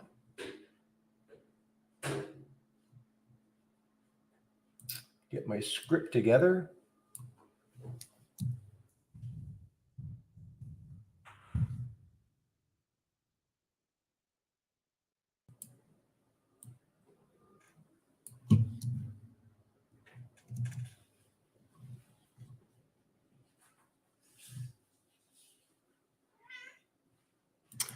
Okay, guys, we're shut down now. So we'll see you Wednesday. So have a great 4th for those in the United States.